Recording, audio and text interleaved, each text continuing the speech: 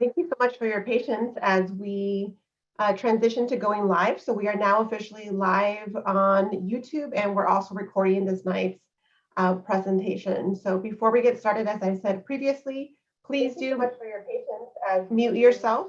Transition to going live. So we are and make sure your full name and your organization are showing as your screen name. Presentation. So before we get started, as I said previously, please do much for your patience as mute yourself. Transition to going live and make sure your full name and your organization. Sorry, 1 second. I don't know if you all could hear that, but my computer was essentially showing the video and myself. So my apologizing for simultaneous audio that you may have heard on your end. As I was saying, please do make sure to change your screen name. And you can do that by clicking on the top right-hand side of the picture in the video that you have available. Please, all CSC members use the naming convention provided, and all other participants use your first name, last name, and affiliation. We will also be doing that as well. So you'll see our colleagues at the Air District and my colleague Liz going through that naming convention if you do not have a time. As a reminder, if you are a CSC member who is participating as part of the stipend program, we do need you to change your name so that we can ensure that we record your attendance. So for tonight's meeting, we are, as usual, going virtual, and we please ask that you stay on mute unless you are speaking or planning to speak. And you can use the *6 option for muting yourself if you are calling in for tonight's meeting. Please do raise your Zoom hand if you have any questions during the presentations that we'll have today. We'll have a Q&A session and we'll be taking your questions during that time. If you are a resident in the stipend program, as a reminder, you should stay on for at least 75% of the meeting to be eligible for a stipend.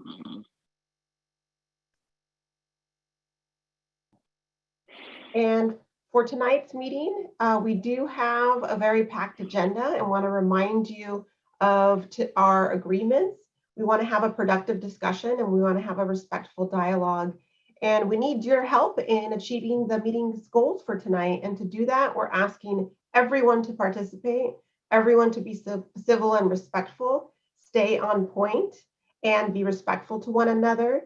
When you're talking, please make sure to keep these commitments to mind, and please keep your comments brief and to the point so that it allows for enough time for everyone to participate. We want to remind you to attack the problem, not the person.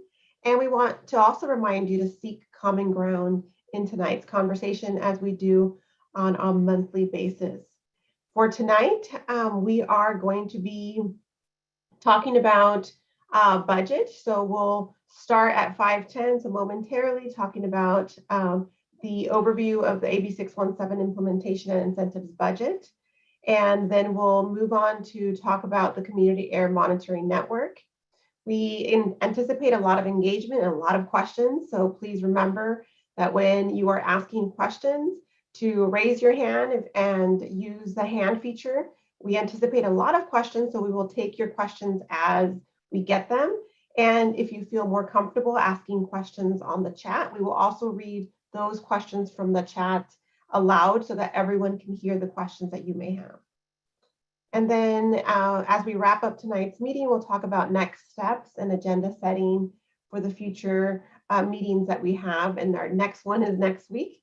And then at 6:55, we'll have an opportunity for a public comment. Any questions about tonight's agenda before we get started?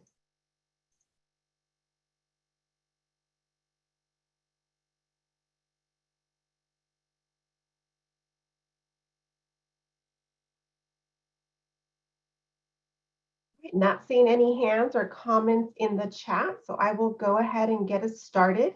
So as I mentioned earlier, we're going to kick off tonight's meeting by starting with an overview presentation regarding the implementation and incentives budget. This presentation will be a two-part presentation. We're going to have an overview from Carb, giving us an overview of how that budgeting process happens from the state level. and followed by, or also have a presentation from the Air District that will allow us to see how is that budgeting happening at the local level. Together, these presentations will allow us to have a better understanding of the budgeting process. We will be taking your questions as we go through the presentation because we want to make sure that folks are understanding the content that's being presented. Again, if you have questions, please feel free to raise your hand. So we're going to start with our first presentation by Michelle. I'm going to pass it to Michelle to share her screen.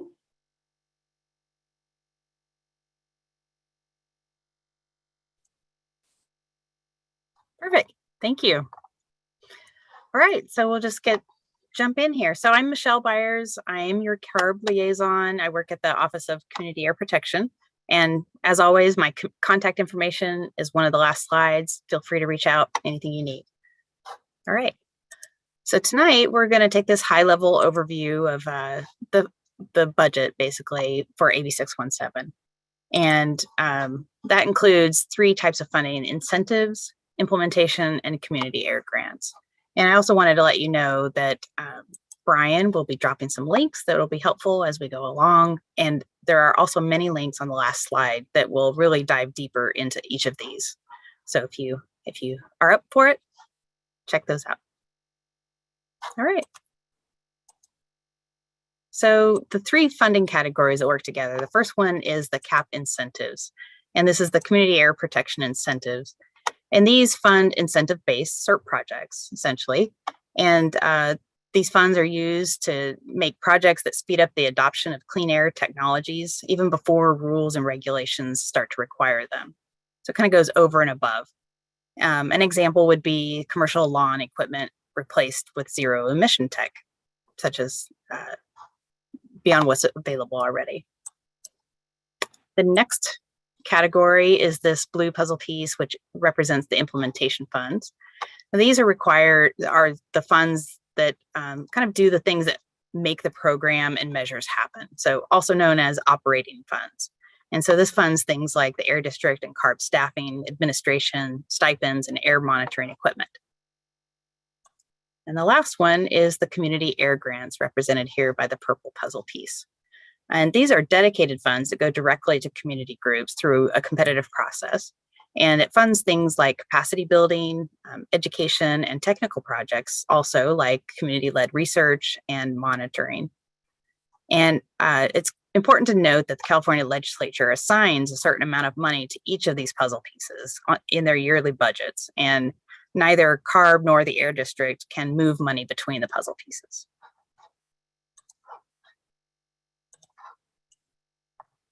So let's go a little deeper into the first one, the green puzzle piece here, the CAP incentive funds. So these funds have to be used according to the Community Air Protection Incentives Guidelines. And there's a picture of the document, what it looks like here at the top right corner.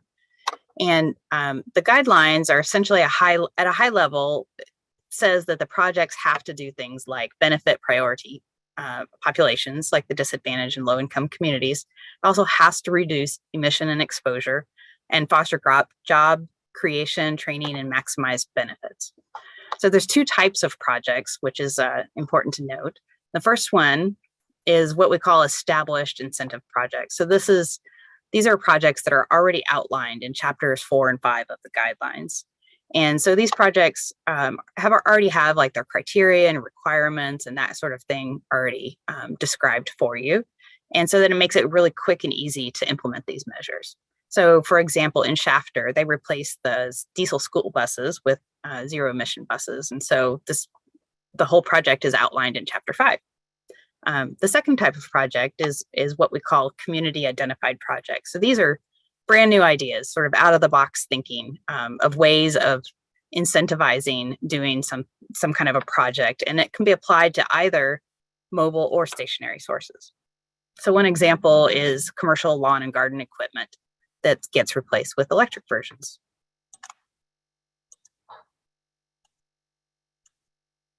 So looking at how the money gets allocated. So the Carb and Air Districts and CAPCOA, which is a association of all of the air districts throughout the state kind of get together and use these 5 principles listed here. And essentially the bottom line is that the primary consideration goes to the number of disadvantaged communities in each air district, or the need per air district. So let's take a quick look here at the way it gets distributed. So this chart is showing along the bottom here is the air districts, each air district, and over in the right hand is sort of the all others. Those are the smaller air districts. And along the vertical axis, that's millions of dollars. And each of the blue dots is the number of identified communities in each of those air districts. So in 2019, a total of $245 million was given for all AB 617 communities for incentive funds. So can I stop you for 1 second? I have a community member who is having a little bit difficulty hearing you. I can hear you clearly. I'm not sure if others are experiencing that. Is the problem solved now? Perfect. She just fixed it. Thank you so much. Sorry for the interruption. All right, no worries. So, so for the fiscal year 1920, we had $245 million given out for incentive funds. And of that, San Joaquin Valley got $67 million. And in, just so you know, looking forward, 2021, $0 were given because of the ongoing public health crisis. And then for the 21-22 year, the number has gone up to $260 million. All right, so that is going to move us to the next puzzle piece, which is the blue one, and that represents the implementation funds. So these implementation funds are given both to Carb and air districts, and they come from the legislature. And these funds cover things that are needed to operate and run the program, like administrative tasks, meeting facilitation, interpretation, stipends, and equipment purchases, basically to ensure the program gets implemented. And each year, the districts summarize how they use the implementation funds. And again, there's a link at the bottom if you want to take a look at all those reports.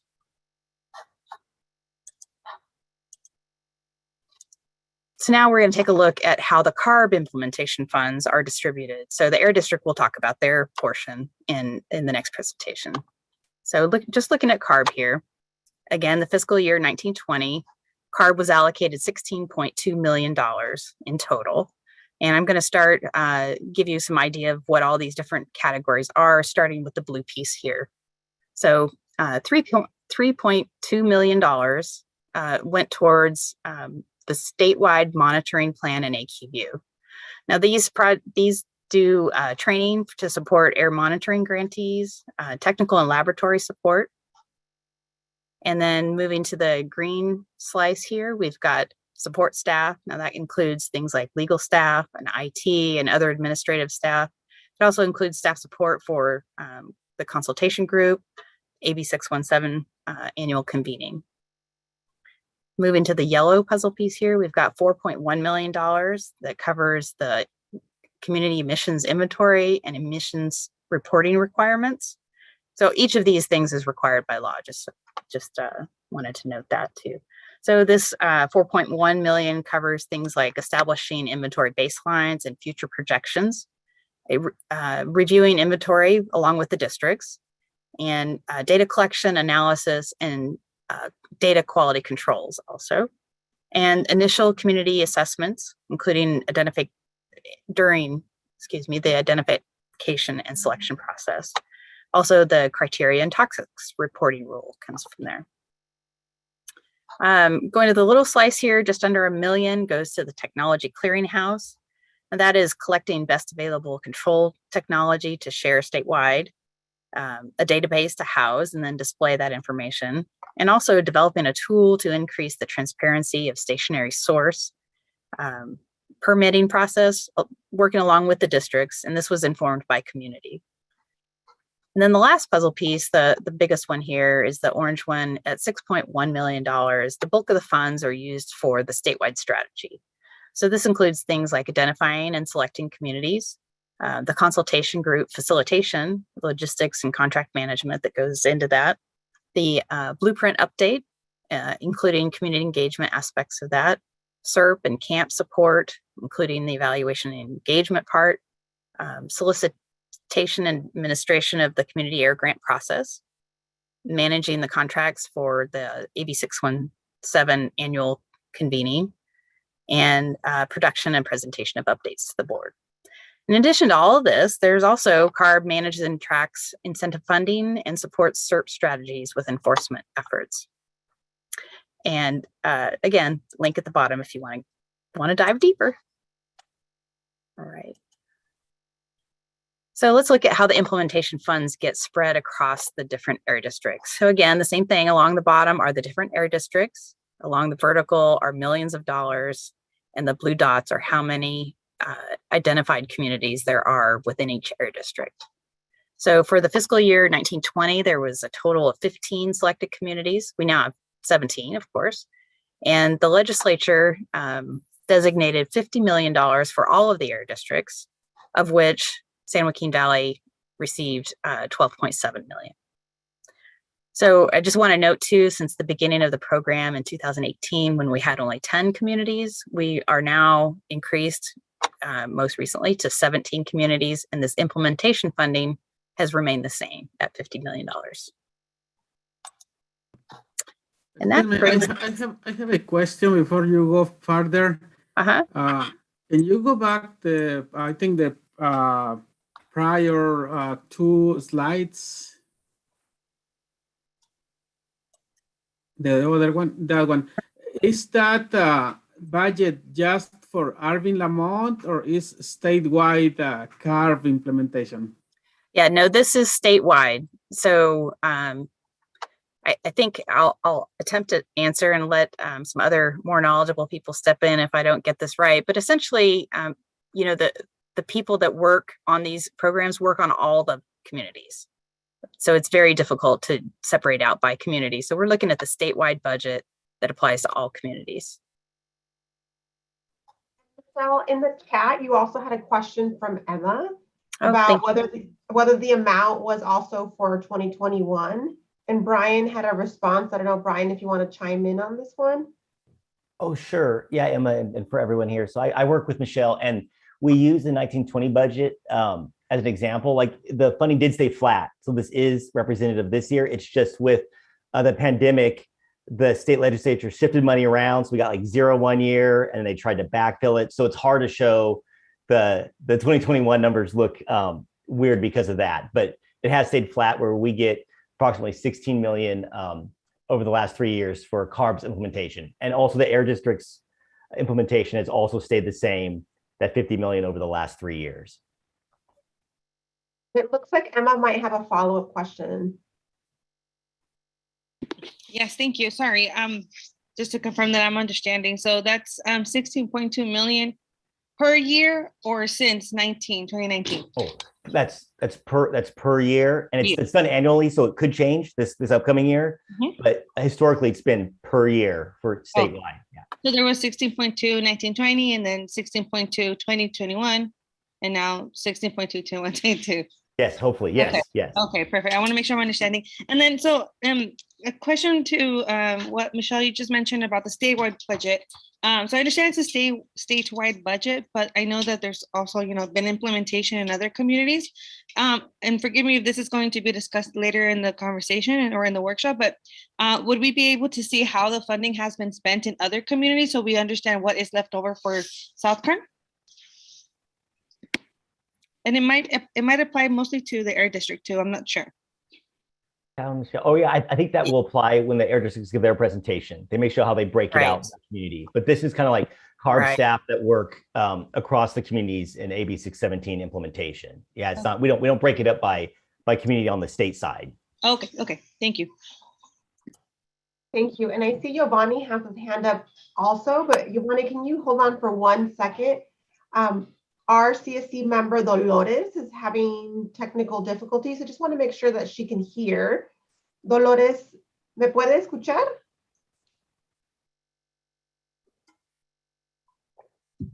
Sí, la escucho, pero estoy tratando de ponerme en el español, pero los 3 puntos no me mandan al símbolo del mundo que usted me está diciendo. No, no me sale. Señora Dolores, yo le puedo dar instrucciones. Si usted presiona su pantalla, ve los 3 puntitos que dice más, ¿verdad? ¿Está en español? Sí, sí. Ok, al seleccionarlo tiene que buscar donde diga interpretación de idioma.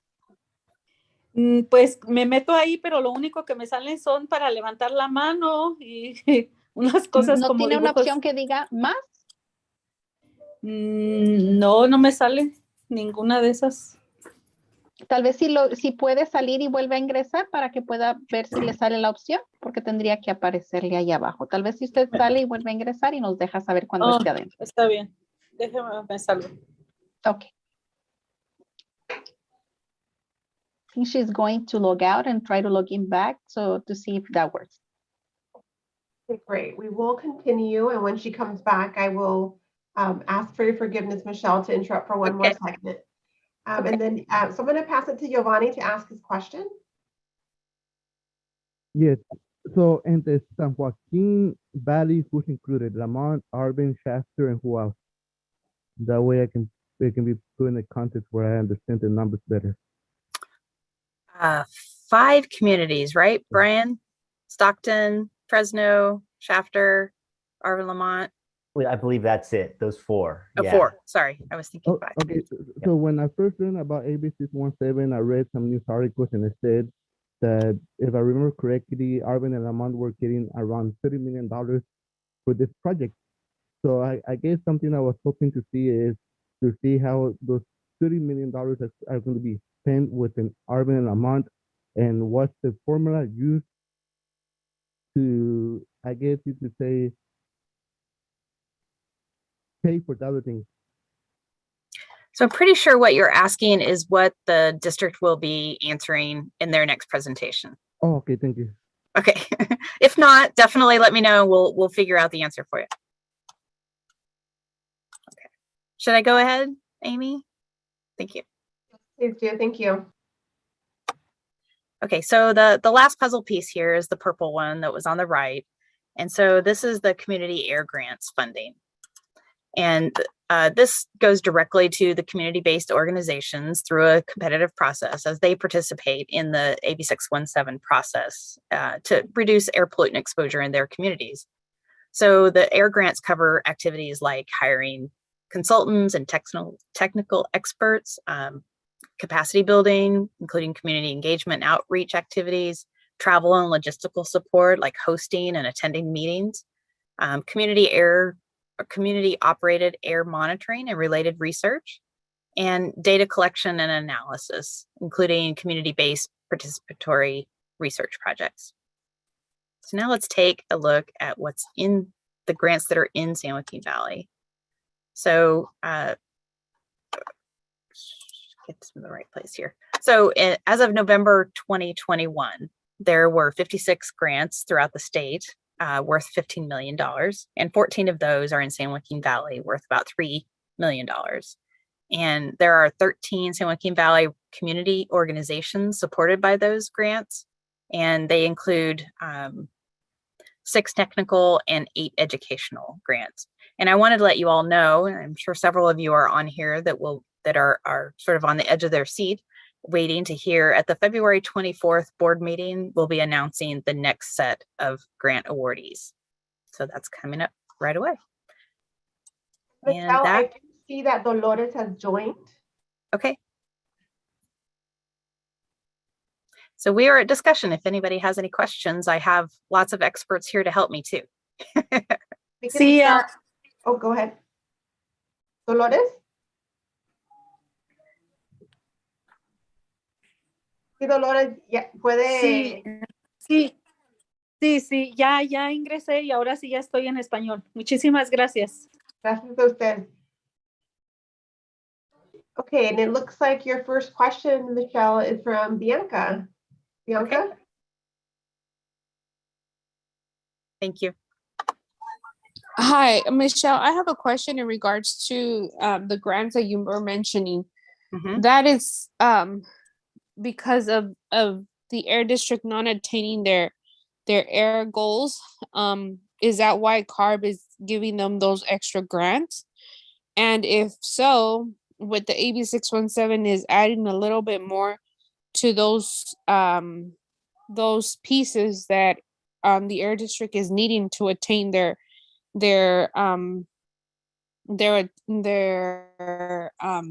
air quality down. Is that what's happening with all these air grants from the air district that are coming from Carb? So let me see if I can repeat what I think you're asking. Are you asking sort of, is this $3 million dedicated to San Joaquin Valley grants? And then why? Yes, because I know that a lot of the funding, okay, so I'll give an example. For Shafter, there's like the tune in and tune up. That program was already created from the air district because of not attaining their air quality in the area. And adding the AB 617 and adding those extra fundings could help attain that goal. Is a 3.12 million from those grants that they're requesting to fulfill the carb attainment goal? So I am going to ask Josh if he might step up and answer this question you know real what? quick. This Or might- Brian. This might be me, actually. For once, I might know the answer. You're right. All right. So Perfect. Bianca, I think, so this is actually a totally separate bucket. So I think what you're referring to, the tune in, tune up, is part of that green puzzle piece, the incentive funds, right? So these community air grants are actually usually smaller dollar amounts, but they're actually awarded directly to community-based organizations from CARB to help with like capacity building. So let's say if a community doesn't have a really strong community-based organization to organize around and needs to cover administrative costs, like computers, travel, when we used to travel, there's grants for that. Or if a community wanted to put a grant in to start like an asthma education program or some community air monitoring campaigns, that's what this is for. So this is totally separate from either the larger incentive pot that the air district will talk about, and it's also separate from like you're like meeting the state implementation plan. So meeting the attainment standards for air quality. This is outside of that. So the purpose of this is to get money quickly in the hands of community members to help them tool up to participate in AB 617, and then also perform some like community-led research as well. Let me know if that was confusing. I confuse myself sometimes, so let me know if anything needs to be clarified. Yeah, I actually got what you. I mean, Thank you, yeah, Brian. Oh, go ahead, Brian. Sorry. no, I was going to share. I mean, so one of the recipients of the grant was Central California Environmental Justice Network to build capacity in the Shafter community, for example. And so, I know Gus and his team were involved in that. So that's an example of something that was funded through the community air grants. Yeah, thanks, Ryan. I meant to give that example earlier. Another example is the Central California Asthma Collaborative, who's doing some air monitoring activity. They have a grant. Okay, we have time for one more question. Gustavo? So up to now in this presentation, all the information is basically kind for administration, right? For CARB, for the air district, and for community organizations. Just for that, not to implement projects. Sort of. So some of the puzzle piece for implementing, Brian, don't let me say anything wrong here, but let's see if I can get you to the right slide here. I think the green puzzle piece is these go to implementation of incentive programs, in the community with CSC input, what their priorities are. Right. So this incentive fund would go directly to projects that would be in your SERP measure. So these are not administrative funds at all. Does that make sense? Okay, so those will be like for, I'm assuming eventually monitoring, we will decide on areas to monitor, and those funds will be used for that purpose, gathering information. Actually, not to jump in, Michelle, but the implementation funds, and Ryan can talk to this, the implementation funds is with the equipment purchase. Senora Aguirre, I'll cover that in my presentation. I'll talk a little bit more about that. We'll come back to that. Thank you so much, Gustavo, for the question. Bianca, do you have a question related to this, or is it a local question as well? No, I think it's this so I have a question. Maybe I'm talking out of cotton because now that we're talking about Arvin and Lamont, but like in Shafter, when it came to implementation phase, I believe Giovanni was mentioning that there was 30 million allocated for Arvin and Lamont. In that pile, when the air district goes to Carb and requests for X amount of SERP, we need this amount of money. Does it come from that pile or from the year before? Like, how can we know that the air district is actually requesting it from that specific year, or from the year that is being requested from the air district to Carb? A really good question, Bianca, about the fiscal year and how funds are distributed on a yearly basis. And I do believe that it's going to be part of the local presentation. So I'm going to ask you to hold tight, because I think the presentation will cover some of your answer, some of your question. And then I think the presenters, Ryan and Brett, if you can make sure to answer that as you're presenting, that'd be great. Okay, I'm going to wrap up here then, just with my community, or my contact. Feel free to give me a call, and definitely go in the link on the Valley Air site, for Arvin Lamont. You'll be able to click on all these links directly from there. Thanks. Thank you both very much. And as you will see in the chat, if you are following along, there are links to the presentations that you just heard, and a couple comments from Deldy confirming that these grants did not go to the Air District, they go to the community-based organizations. So with that said, I'm going to pass it to the Air District to now essentially contextualize. So after those funds are released statewide, what does it look like when they're now distributed at the Air District and within the Air District to the entire San Joaquin Valley area? So I'm going to pass it to, I'm looking at my squares here. There you are, Ryan. Oh, and I see Deldy has her hand raised. Deldy, would you like to add anything? I'm so sorry. I just want to clarify a point from the last question and make sure that folks understand. We do not allocate funding to the districts on a per community basis. So both for operations and incentives, they get an annual allocation based on the principles that Michelle described. Yeah, really good point. Thanks, Deldy.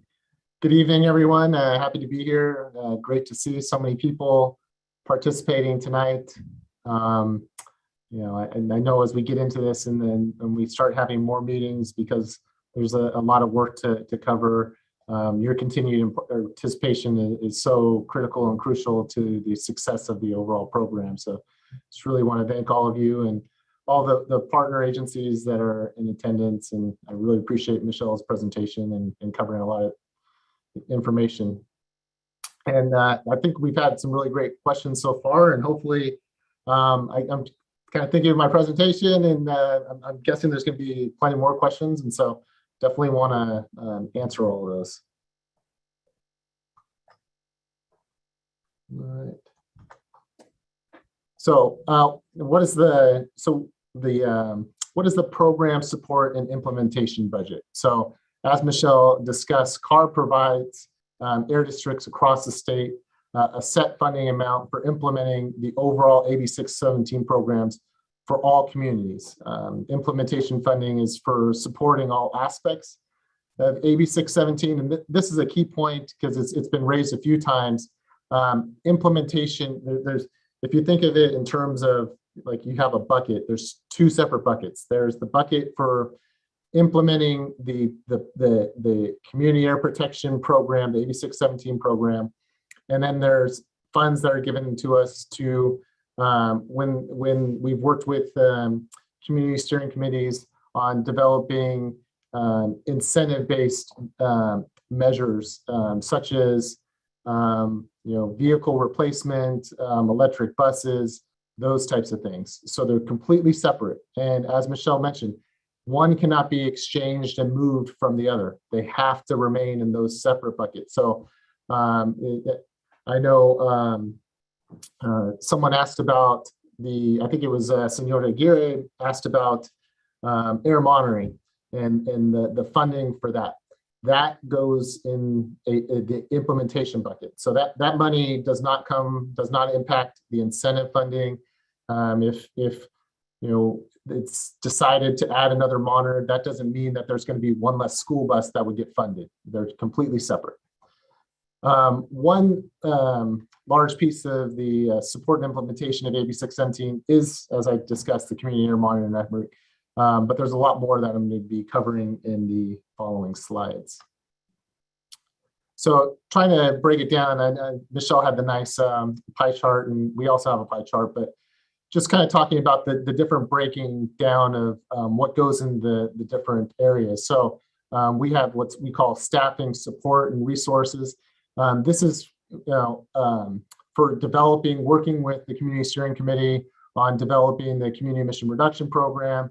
It's developing a draft version that we then review with the Community Steering Committee. It's translating that document. If we have enforcement measures in the Community Emission Reduction Program, which I expect we will, that it would be for the staffing to then devote that to implementing those measures. It's in a lot of cases, this goes to what Bianca was talking about, kind of the new things. There's been new grants that have been developed as a result of community input in developing the Community Emission Reduction Program. So, we need staff in order to develop the program, work with Carb to get approval to be able to fund that program, things like that. It's the coordination of the air monitoring, both the siting. So, believe it or not everybody's okay with us just going out and putting air monitoring equipment on their property. We do have to work with them. We have to get their approval. A lot of times we have to build in infrastructure, electrical infrastructure to place these monitors. And so it's the time and effort to do that.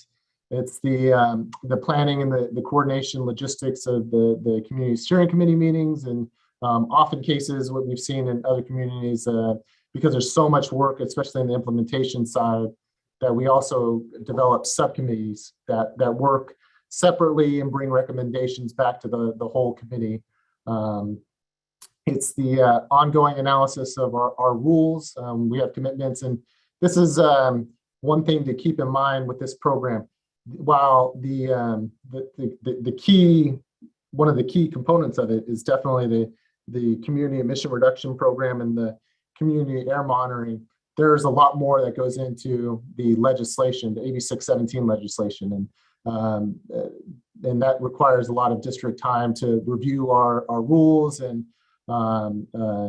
to do rule development and hold public meetings and gather public input.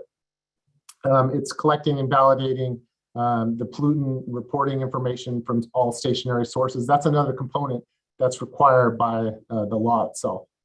The next component is the program services and supplies. These are just the necessities for running the program. It's gas, electricity, and other utilities to run the air monitoring sites. It's having great facilitation such as Harder and Company to make sure that everybody's understanding each other to the greatest extent possible. It's having great interpretation and translation services to ensure that the meetings are, that everybody participating in this process has an equal opportunity to really be involved and provide input into it. It's providing stipends for the participation of resident steering committee members. It's postage, it's air monitoring toxics analysis. So some of the data that we've been collecting, we actually have to send it offsite to laboratories for them to analyze and provide the data back to us. And lastly, these are the fixed assets. These are things that we purchase for the program. So these would be real-time air monitors, community air monitoring vans, and portable air monitoring shelters would be some examples of fixed assets. So what we have here is the funding that we received last year and how we budgeted to spend it this year. And so it's broken down into these different categories that I talked a little bit about. So community monitoring, this is not just for Arvin Lamont. This is for all 4 of our communities. So in several of the communities, we've deployed all the equipment. Now it's maintaining the equipment. It's doing analysis of the data that we're receiving. But for example, for Stockton, and then over this next year for Arvin Lamont, it's going to be the deployment of equipment and doing those things, working with people to get the rights to put that equipment. And so that's overall, it's $3 million.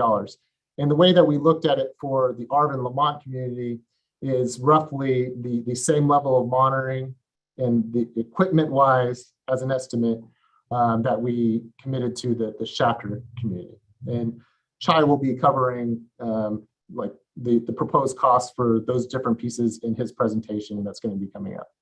The community emission reduction plans, that portion is for not only the development of the community emission reduction program, but that's also the implementation. So once we have measures, it's the work involved in working with community steering committee members as well as other agencies to implement the measures.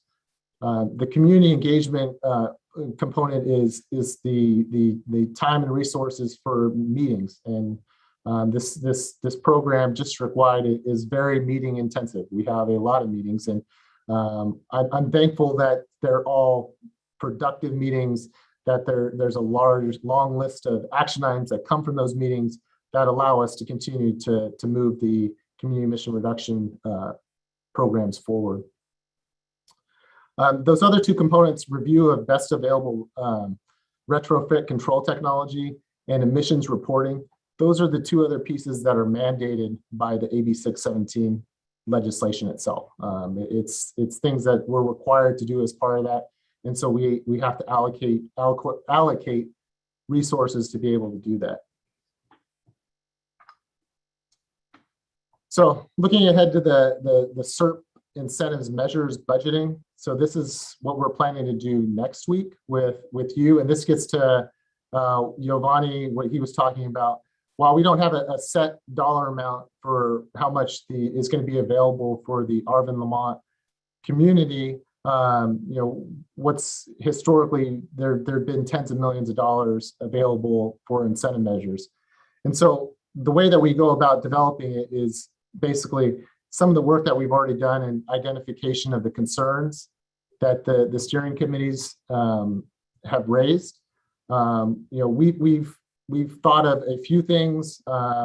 We're putting together materials to send out, I believe, tomorrow to all the steering committee members in preparation for a meeting next week that will show things that have been done in other community emission reduction programs that have addressed that can be considered. And then also looking forward to any additional measures that the steering committee may have developed on their own and want to bring and raise as potential new measures for the Arvin Lamont community. From there, we go into the development and the adoption of the community emission reduction program measures, and the incentives budget will from there. And lastly, once we get into the later stages, we get into the prioritization and the implementation. That's where the important stuff happens. That's where we actually spend the money and get the emissions reductions, the exposure reductions, and the health benefits through a participatory budgeting process working with the steering committee members. So that's what I had, and I'm happy to take any questions. Like I said, Chai will be going a little bit, or he will be going over more of the budget for community air monitoring and what individual pieces of equipment will cost, as well as some opportunities to look at where it may be beneficial to deploy some of this equipment. So happy to answer any questions. Thank you, Ryan. And I just need to interrupt for 1 second. As you all know, we have several folks who are participating in the meeting and also participate in our stipend program.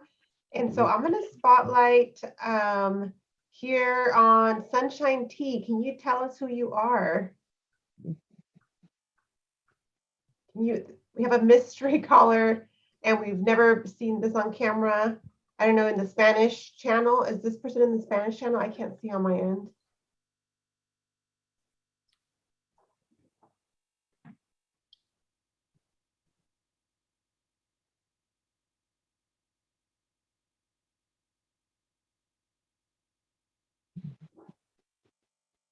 Can you let us know what your name is if I unmute you?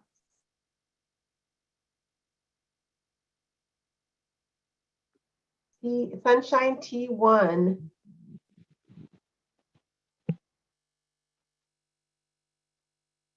Okay, we will come back to that. Tried to get a name while we're here. Appreciate it. So any questions for Ryan? Rosenberger Hyder, some suggestions about where to put air monitors. I'm sorry, can you repeat your question, please? Oh, my name is Laura Rosenberger Hyder. We're asking who was on the phone. And I had 3 sites to put air monitors, like on Panama Road and Main Street, like between the CVS and the fast food, between the drugstore and the fast food place, to see, depending on which way the wind goes, which way, when's the pollution highest, whether it's coming from the fast food place or the traffic on Main Street. It'll be good. And also a VOC monitor to put between, all right, the VOC monitor to put between, I got to find my papers here. About placement for the monitors? Between the winery and Edison Trino oil development to see like by the direction of the wind on the day you get the readings, you would know whether the VOCs are coming from the refinery and the was coming from the pesticide in the vineyard or coming from the oil well or something over there. Yeah, thank you, Laura. I appreciate your comment. We'll come back to you, Laura. Good site to put the air monitors. Thank you so much for the comment. So we are taking public comment towards the end of the meeting at 6:55. So we will definitely come back to your comments. So we'll be back. Right now we're taking Ryan's questions from the CSC members. Thank you. Giovanni? Is there a way that you guys can create a budget that only reflects the Arvin and Lamont AB 617 so we can know how much money is coming into our communities and how much money is being spent in different categories? So for the incentive side, Giovanni, you will clearly see what the commitment is on the incentive side. Okay. For the implementation side, because similar to what Michelle was saying, so much of the program, it's not community specific. The work is done across many communities. And so that's why we budget the implementation side as a district and not by community. But on the incentive side, you will absolutely see what the commitment is for Arvin Lamont. There won't be any questions on that. Okay. Do you have that number right now, or are you still working on creating the amount of? We don't. No, I mean, we do not have that specific dollar amount. And we haven't had, at this point, for the other communities, we haven't had that dollar amount either. Okay, another question. It seems that, for example, in the last meeting, you said that you guys have purchased some air vent monitors for Shafter. So does that mean that when we're getting ready to put vent monitors, are we going to get the vents borrowed from Shafter, or do we have to buy brand new vents for the Arvin and Lamont area? Because it seems that you guys already bought a lot of equipment. Yeah. So does that equipment get passed around to different districts, or each district is responsible for buying the equipment? So the equipment is not shared. The equipment that we buy in the San Joaquin Valley for the 4 communities, it's for only these 4 communities. The only piece of shared equipment that we've used for air monitoring are the vans. And it's because the purpose and the intent of the vans is to deploy it to get, to look at different areas where community members may have concerns, want us to look at. But the intent is really to keep it out there long-term in any of the locations. If we did see anomalies or strange readings in a certain area, what we may look to do then would be to deploy a more fixed monitor in that location for a longer period of time to see what's going on in those locations. So now that's subject to change. I mean, if the demand and the need for was there for another van, then yes, that we would look at it. We'd talk about it with the steering committee as well. Okay, and my last question, because I guess here's where I'm confused. Because when I read the newspapers, it made it seem like Arvin and Lamont got allocated a certain amount of money, and that money was going to be spent in the Arvin and Lamont area specific. But from what I'm understanding now is that we didn't get allocated through AB 617 an amount of money specifically for Arvin and Lamont. It all goes into the San Joaquin Valley pocket of money, right? No, so you're right with this, what you believe. There will be a fixed amount of money for the Arvin Lamont community. Okay, so there will be that fixed amount of money, and then we're still able to apply for different type of grants to bring to Yes, Arvin and Lamont, correct. right? Yes. Okay, and I believe you said that specific amount of money has not been released yet, right? Correct. We do not have that number right now. Okay, thank you. You also have a question from Kent. Yeah, thank you. Just about what Giovanni's questions there answer some of it. I think our frustration is not knowing the amount. How do you do a budget with not knowing the amount, and also, or is it discussed further on whether they're worthy projects or not by the air board or whomever? Also, are we aiming towards a 50-50 split, Arvin Lamont? Has that ever been discussed, or have I missed that part? Well, what we want to do is, we have representatives across the area with this steering committee. I mean, that's definitely one of the benefits with the size of this committee. There's representatives from all of it. And so as we're working with the community steering committee on developing measures, hopefully it's measures that benefit both communities. I'm not going to say that there's going to be, that hopefully there's not a need to be like, okay, we need to spend so much money here. Hopefully the measures developed will benefit all the members of the area as a total. Because, thank you, Ryan. Yeah, I mean, the main thing of the community emission reduction program is to reduce emissions and reduce exposure in the entire community. And that's I know we can do that with this this community steering committee, and that's definitely going to be the goal and the objective.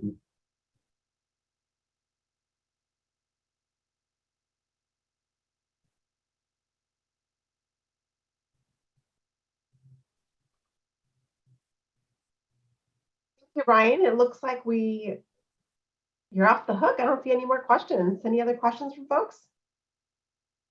Oh, I spoke too soon. Emma, go ahead. Hi, Emma. Sorry. Yes, I'm still confused because I first of all, the question I have is, why don't you have the number? Like, is it because reports are not due until a certain date? If you could please expand on that a little bit more. Yeah, and then sure. No, absolutely, the other Emma. question. So, I mean, some of the things that we need to do, and that's part of this process, is we need to work with the community on identifying the things that they think are important and want to be included in the community emission reduction program. So it's hard to think of a number without really understanding what are some of the possible things that the community would like to be included in the community emission reduction program. So I mean, that's some of the work that needs to take place, and trying to work off that towards what that budget may be. Okay, is there a base starting number that we're looking at? I'm sorry, Emma, I don't have. I mean, so next week we're having the meeting where we're really going to start diving into potential community emission reduction program measures. I think that's. Sorry to interrupt you. Okay, I think again, like that's why we're confused, because if there is funding provided to the air district, and obviously the meetings have been happening in other communities, staff have been paid, stipends have been paid. So there has to be a certain understanding of how much funds are available up to the state and how much of the funds have been expended to the state. So I think that's kind of what we're looking for, and having specificity as to like what that money amount is right now and how much of that is available for monitoring. Because I understand we'll develop our own budget in determining where the monitors will go and what kind of SERPs measures will be developed. But I thought that there was already like a specific amount that was allocated specifically for the program. Yeah. So on the budget side, Emma, on the air monitoring side, Chai will have numbers for you that you can look at and what the potential cost of the equipment for that, and you'll see that in his presentation. What I'm talking about and what Giovanni was talking about was more about the incentive side, I believe, if I heard that correctly. So, yeah, I mean, we are working on that, and we definitely want to work with you on what that number is going to be, but I don't have a number for you tonight. Okay, so I understand there's a cost associated to the monitors, but and I think you're going to say you don't have the number yet, but the question is like, is there not an amount that we're starting off of, right? That either, whether it be for all communities or not, there has to be an amount, right, that's allocated to buy the monitors? Yes, and that was that. So on that slide, so on this slide right here, this covers how much we have budgeted for this year. And this includes the funds for purchasing air monitoring equipment specifically for Arvin, Lamont. That's in the $3 million. Hey, Ryan. Okay. Share that screen, Ryan. Oh, I'm sorry. I'm not sharing my screen. I'm just looking at it myself. No worries. I have it pulled up. I see what you're referring to. On this right here. So that is the hard number that we have to spend across the valley. But in that, and this is where Chai's presentation will make this more clear to you. The proposed pieces of equipment, the types of equipment, and what the cost for each of those individual pieces of equipment is. Okay. Okay. Thank you. So Ryan, just to clarify this, so these are the numbers that you have right now. These are the total budgets, and then you have a distribution of these budgets. So in terms of numbers that folks are looking for, here's a starting point with these baseline numbers. When we transition to Chai's presentation, we're going to go dive deep into this community monitoring number, but maybe the action item is in the future to do something similar for the rest of the pieces of the pie. Am I hearing that? Yes, that's correct. And just once again, want to reiterate, this slide that's showing right here has nothing to do with the incentives. And then the incentives are the funds available to, replace old, dirtier equipment or, purchase electric vehicles, those types of things. That's completely separate from this $12.7 million. This is program support and implementation. Correct. So we do have to go to the monitoring presentation. Giovanni and Gus, I'm going to ask that you keep your questions very short and brief. So Giovanni, go ahead. Okay, so who's going to determine how much money that Lamont and Arvin gets for incentives? And what factors do you guys take into consideration when determining how much money each community gets for incentives? Well, ultimately, it's Giovanni, it's our governing board. They're the ones that approve the community emission reduction program. That then goes to Carb. And like I said, on some of the things, it's the types of measures that the community identifies and believes will benefit the community the most in either reducing emissions or reducing exposure. Those are some of the primary drivers behind that. Thank you.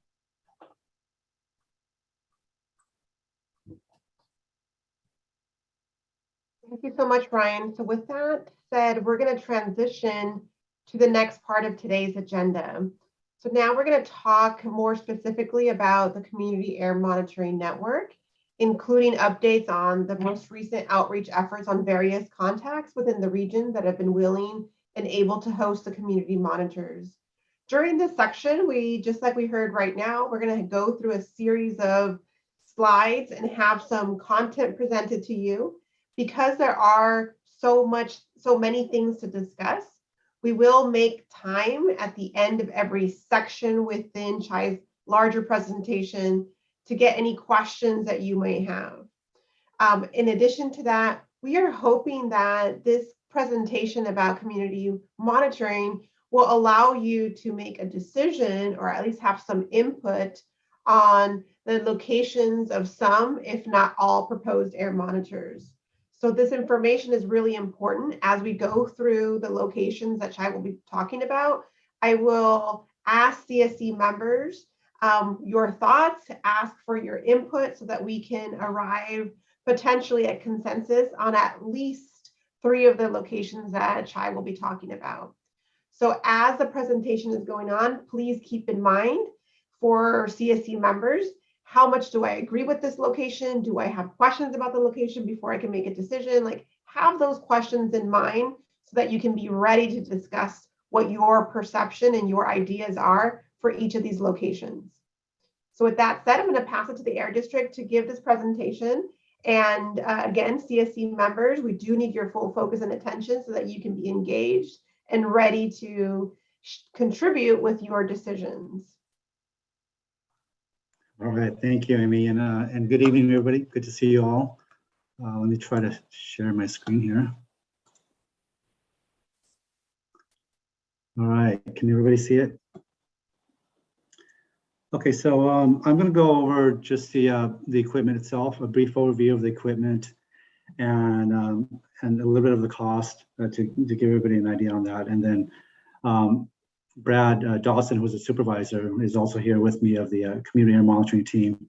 He'll go over each location and to describe what the plan is and what the progress is so far. So this piece of equipment here is a PM 2.5 monitor. It provides real-time, hourly PM 2.5 concentrations. And it's hooked up to a cellular modem, and it sends that data directly to our servers, and that can get sent right to the website to provide hourly measurements for the community to see. This piece of equipment here is a PM 2.5 sampler. So it collects air samples into the cartridges, and then we send those to the laboratory, and then they do an analysis of that to determine from those PM 2.5 that's collected to see what type of pollutants or speciation, we call it speciation, what type of species are in that PM 2.5. And from that, what we hope to do is, by seeing all the different types of compounds that's in there, we can hopefully determine what type of sources that's causing that, and whether is it coming from wood burning, or is it coming from diesel exhaust, and et cetera, and things like that. And this is very similar to the PM 2.5 sampler. This is a VOC sampler. So it's just a canister, and what that does is it sucks up the air and goes into that canister, and then we send that canister to a laboratory, and then they do the analysis on it to determine what type of components are in each sample. And again, we hope to be able to, by identifying the specific components in the VOC samples, we hope to be able to determine potentially what the potential sources could be.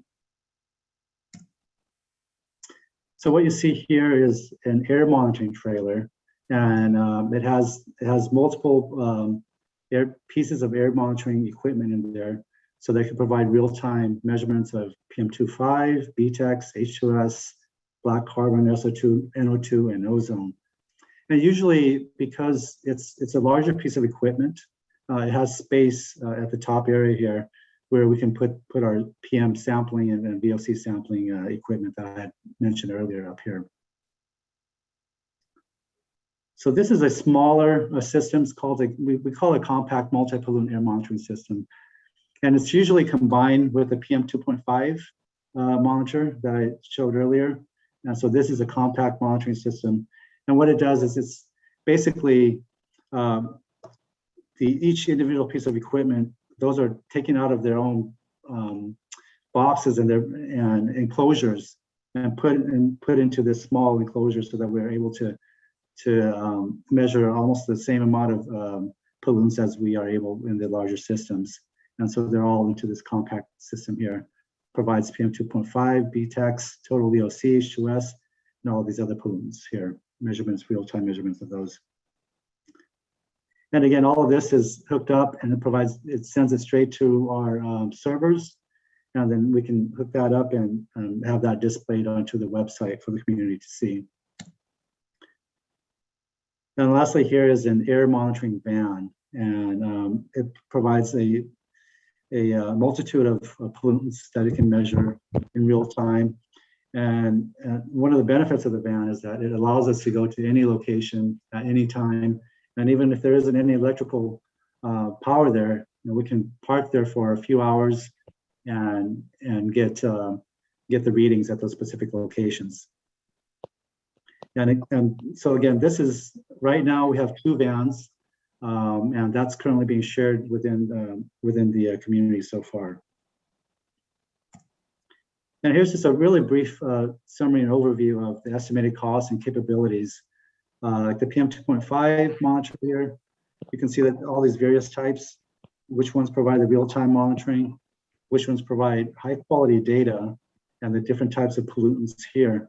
As you can see, the main difference between let's say for the high quality data, all of the system pretty much has high quality data, which is the one that I had talked about. And that's because these are very high precision equipment that requires a lot of maintenance and calibrations to make sure that they're giving us the accurate information.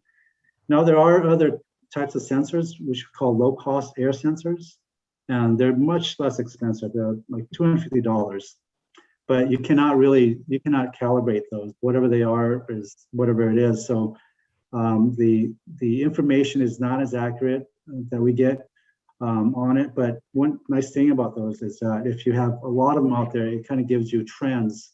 For example, like during the wildfire, you can get a trend of where the impacts are. And then over here on the right-hand side here is the estimated cost for each piece of equipment.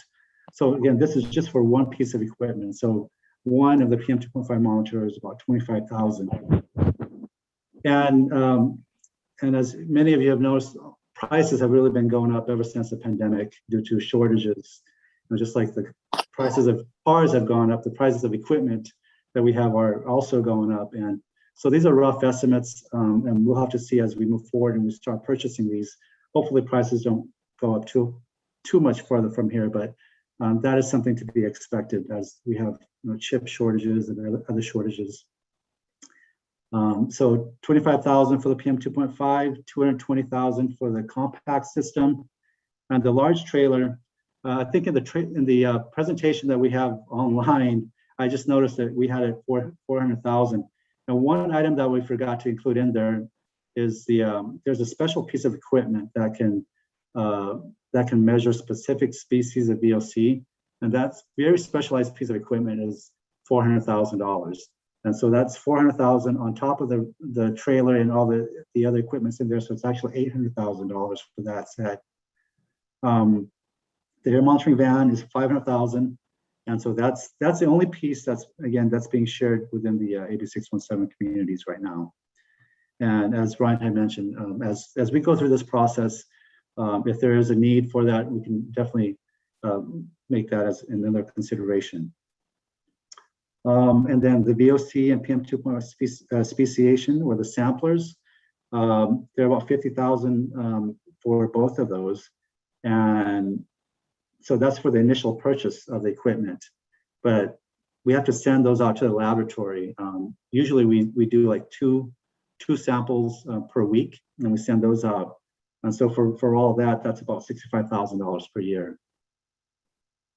And so this is just getting you a basic idea of the overall cost of it. Now, where we finally end up in this community air monitoring plan of how many PM 2.5 that we want to put in there, how many compact systems, how many trailers, and all of that, then we'll be able to get a much more accurate number on this overall cost. So that's pretty much the equipment pieces. And on this next part here, I'll have Brad is going to go through each of these sections. And before we start with that, I just wanted to thank the CSC for all the time and effort that you've provided in giving us the information and needed input to put this whole thing together. I know there's been a lot of meetings, a lot of hours put into identifying the different sources of emissions and concerns, and then identifying potential locations and even potential types of equipment. And I think we had some rough ideas on that, and you guys gave us some more input on that. And so we've incorporated that into this plan so far. And again, as we go through this, we're going to refine it, and we're still open to adjusting as needed to make sure that that this air monitoring plan works for the community. So with that said, I'll have Brad go with the. Before Brad starts, we do have a question from Kent. Can you remind Sure. us? His question says, "Our grant money pays for the initial costs, and who pays for the continued maintenance? The budget or the district?"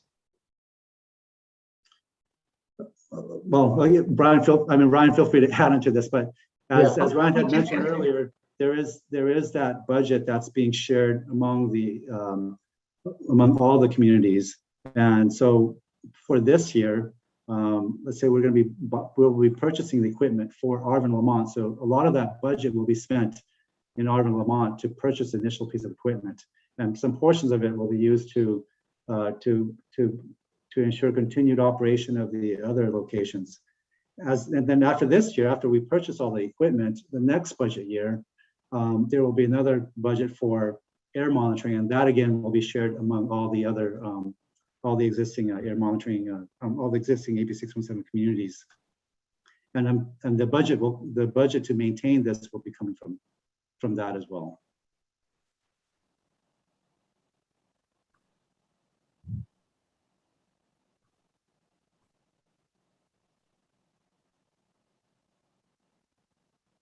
Ryan, I see you unmuted. Anything to add before we transition to Brad? Oh, sorry. No, Chad covered it.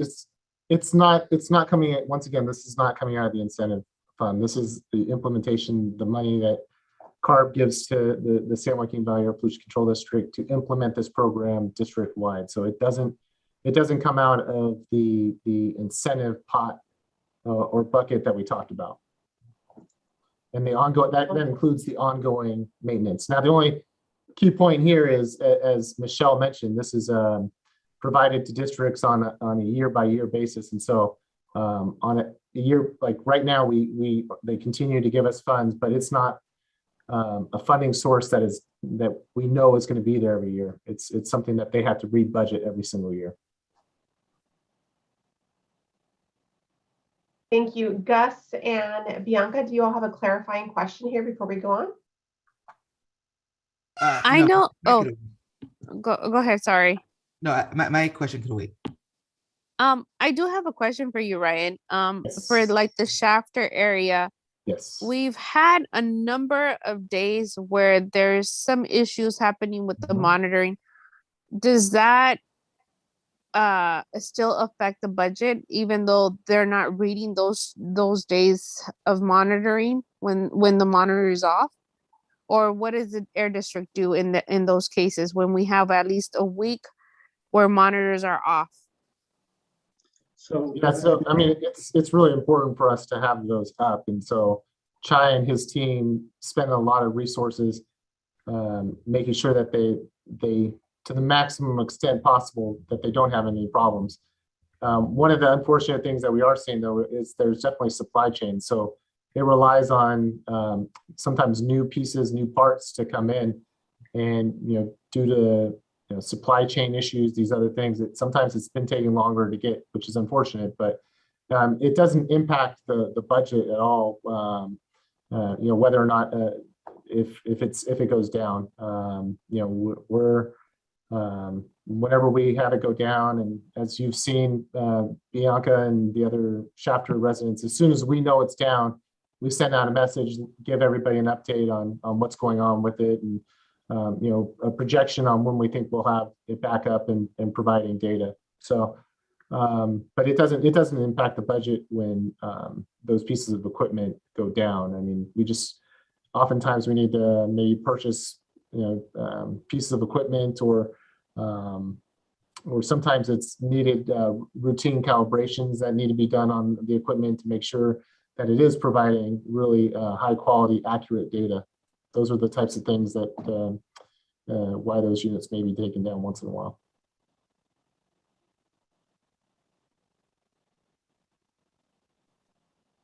Giovanni, go ahead.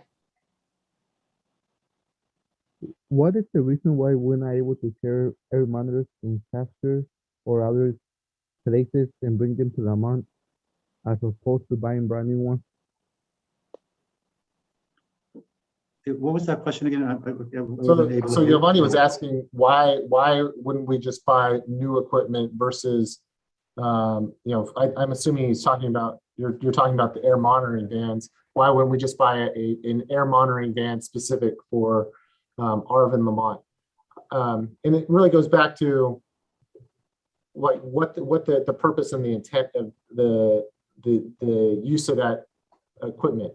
So what we're trying to do is we're trying to work with the community steering committee to deploy a very broad, encompassing network based on the exercises that we did with the steering committee in identifying the sources of concern that they have within the community. And we're looking to deploy some of the high quality air monitoring sensors in those locations that the community has, share with us, or areas of priority.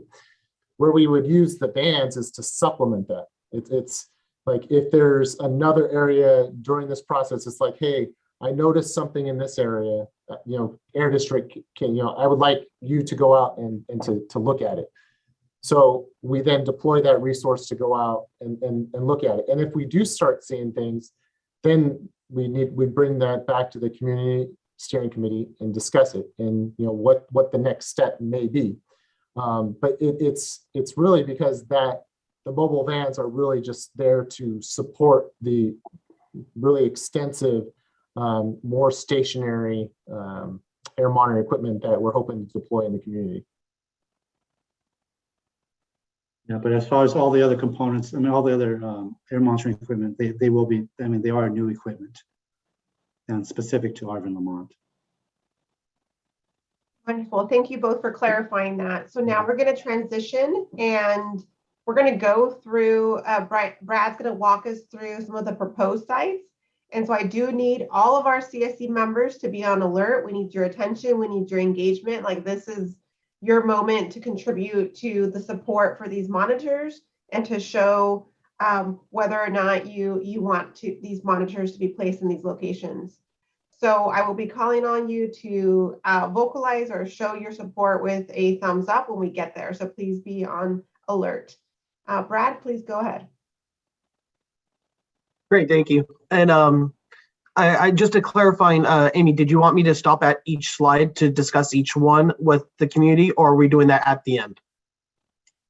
We're going to start with going by slide and see how much support we have with the thumbs up. And you all can click on the reactions on your phone. So you see mine right here. And so after you're done with section A, we'll get a thumbs up as a way to comment our support and show our support. And then we'll go to the next one. And if it's taking too long, we might wait to the end. No problem. I just didn't want to jump ahead before everyone had a chance to thumbs up. Good evening, everyone. Again, my name is Brad Dawson. I'm the supervisor over the Community Air Monitoring Division. And I'm going to go over each one of these sections as we've discussed in the past and in previous meetings, where we've used the pinpoints to map out areas of concern and potential sites, and also give you an update on where I have been at, reaching out to different properties and community sites for us to deploy the monitors at. Section A, Mountain View Middle School, that is an existing site that is already ongoing and up and running for the community-based air monitoring for the refinery rule, which is separate than AB 617. A lot of the concerns from the community were refinery emissions, heavy-duty diesel truck traffic along that corridor, dust, stationary source emissions, industrial dairies, and et cetera, like other industrial sources in that area. And existing proposed monitoring equipment is the existing multi-pollutant monitor that is already present, that's working in real time. That is measuring SO2, H2S, and BTEX right now, specifically targeting emissions from the refinery. And out of these concerns that we heard, we were planning on adding a real-time PM 2.5 monitor at this site as well. Upon this CSC's support, we can deploy a PM 2.5 monitor once one is received by the district. Beautiful. So Bianca, do you have a question about this particular slide? Please go ahead. Yes, I'm concerned. Well, one question. Have you talked to the Mountain View school? Because I know that in Stockton for sure, the Air District wanted to deploy all these monitors in the school, but the district did not allow it. So I'm wondering if giving these suggestions in schools without asking for permission and not having them could actually hold back all this process if we don't have that permission since day one. So I really want to emphasize, if you do have the permission, let us know now. If not propose it until you get the confirmation of a yes in that location, because I've been seeing that there's quite a few locations out there that are in school properties, but the districts are funded through industries, and we don't want to have an issue like Stockton did. So I wanted to add that in this presentation. If it's not a concrete yes, not to propose it and not to vote for it. Hey, Bianca, and that, you bring a really very good point, and it's always a challenge. It's a very big challenge to get locations or get the authority to install these equipment in these areas. And so we try really hard, and there may be certain schools allow us, certain schools will not allow us. And as you heard, like even Stockton has been very challenging onto that. But for Mountain View Middle School here, we were able to work with them, and that's why we have a system there that's operating right now. You can go to our website and you'll be able to see the readings right now for the compact molecular monitor system. So on this one, we're just hoping to add another piece onto there. So in terms of whether we propose it or not, again, this is still all the proposed locations, and we're going to work with each of these, whether if it's a school district or whether if it's a nonprofit organization or a private entity there. I think we need to identify it first and do our best to try to obtain that authority to install it there. And then we'll definitely give you an update once we get it. So yeah, I think that's a key point, Chai, and I just want to make sure that everybody understands as we're going through this. So what we definitely are not looking to do is to predetermine where we think this equipment should go. We've worked with you, as you can see in the images. It's really based on the feedback that we got from the community steering committee, where they want to see monitors potentially go. And so we definitely wanted to take this time to say, like, here are some areas that we can look at, but we want your final comments, final feedback on if that is where this steering committee believes that piece of equipment for that area should go.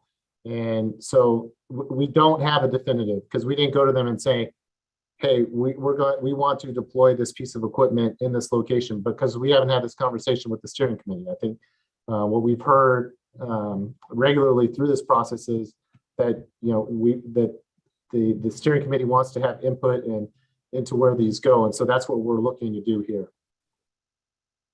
Yeah, thank you both for clarifying. And in fact, we're going to look at, we'll need help from the community, from the committee, from all of you, if you have any connections to these other locations. And we're definitely going to need all of that, because it's always a challenge. But long story short, this site, if we get a thumbs up, we can put this monitor in almost right away.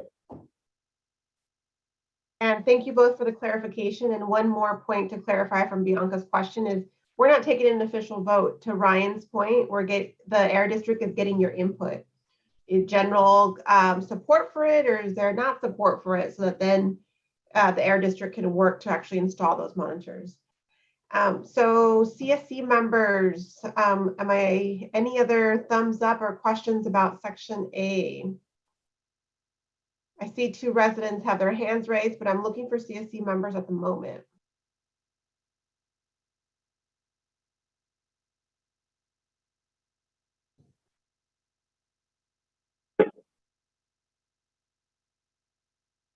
Seeing lots of support. And for non-CSC members, we're going to take your questions when we go through each of the sections. So go ahead. Sorry, I forgot to put the CSC on my name. I'm one of the CSC members. Yeah, go ahead. No, and apologies because I left the R accidentally. Yeah, I had some clarifying questions. Is this the only proposed location for section A?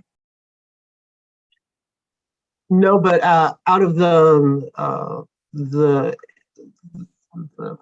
social pinpoint, I was looking for that word. The exercise that we did, there was a lot of communities, and you can see it on the bottom image right there.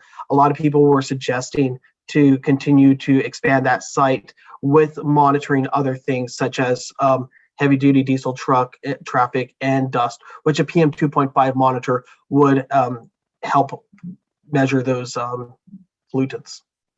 Okay, so then are we going to see another pinpoint next to the Hilltop community?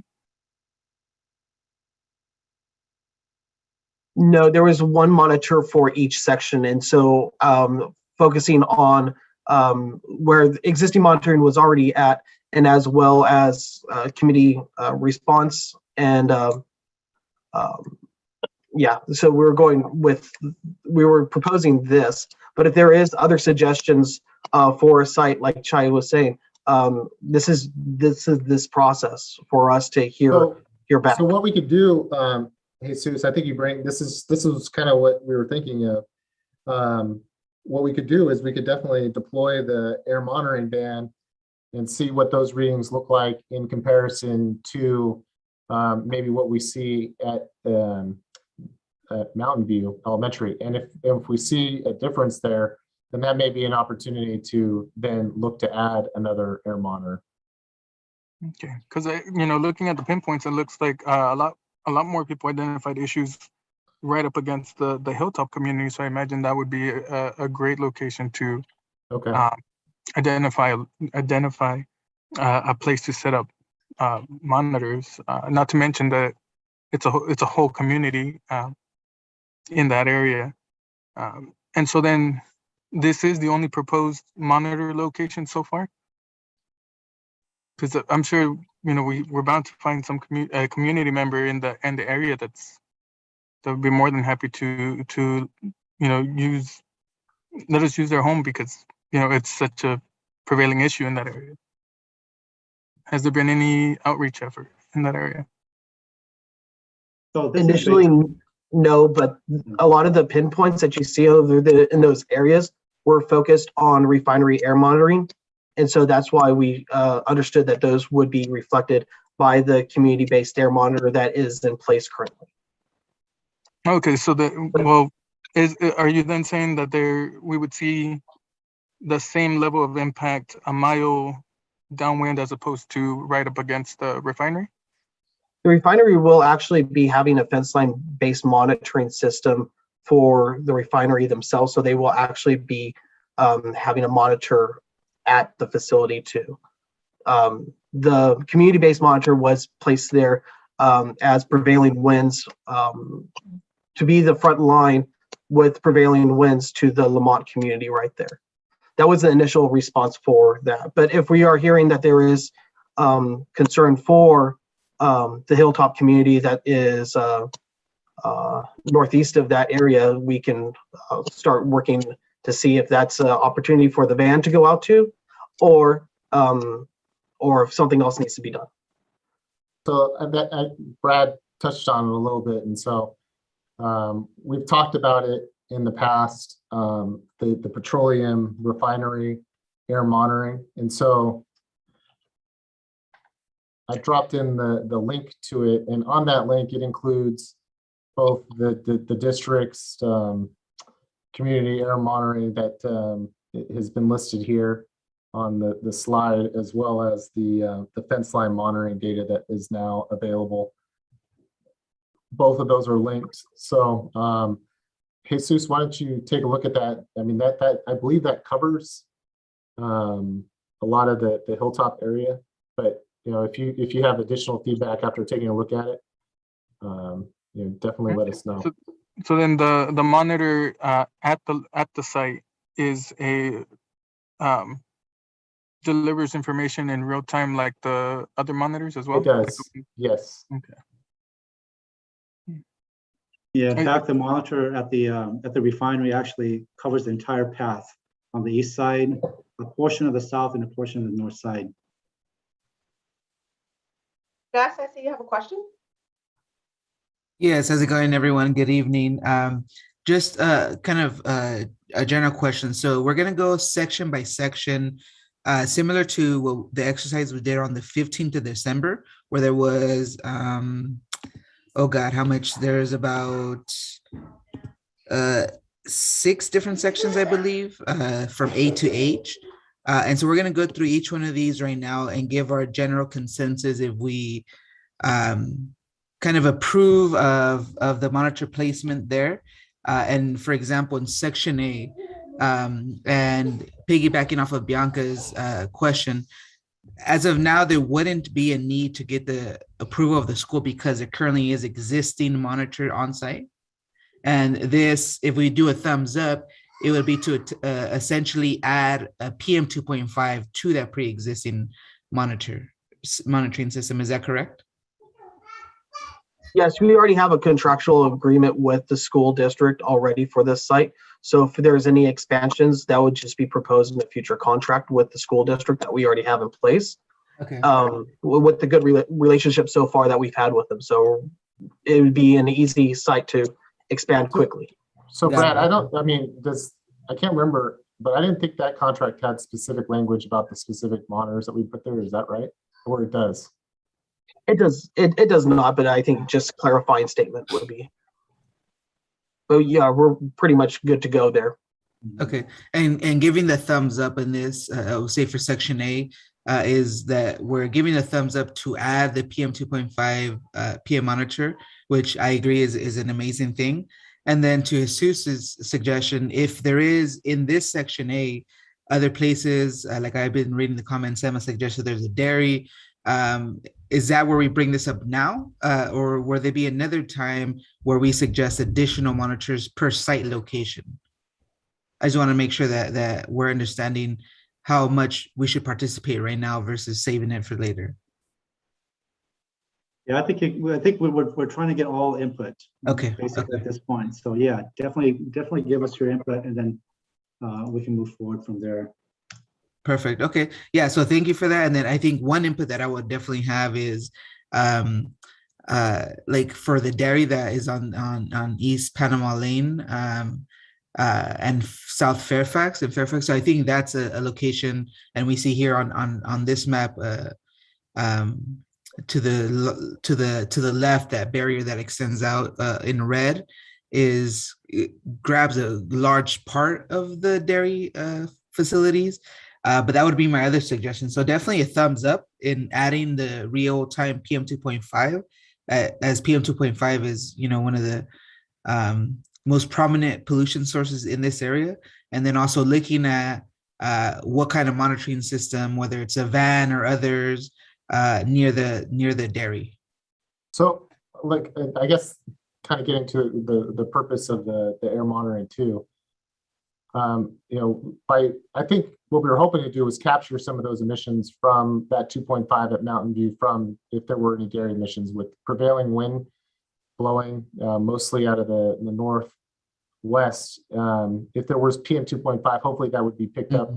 And where it's located, that's a residential population. So we would hope to capture what that population may be breathing, including maybe emissions from sources like the dairy or other sources.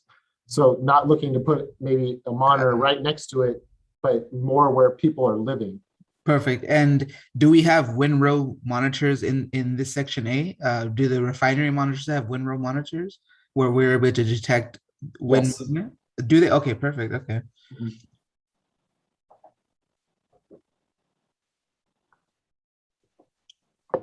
Thank you. So we do have at least 10 more sites to go through, and it is 6:38, and this is your meeting, and we want your input, right? So this is the idea, is that you are sharing your input and we're having a great discussion.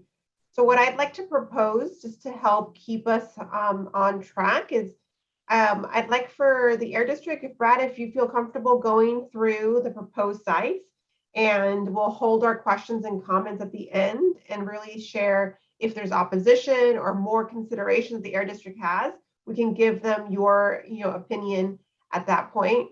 But just so that you all have, at least today, we can plant the seed for where these monitors will be going or potentially going. It'd be nice if we can get Brad to give us an overview of the next locations. Great. Chai is my MC right now, so thank you, Chai, for that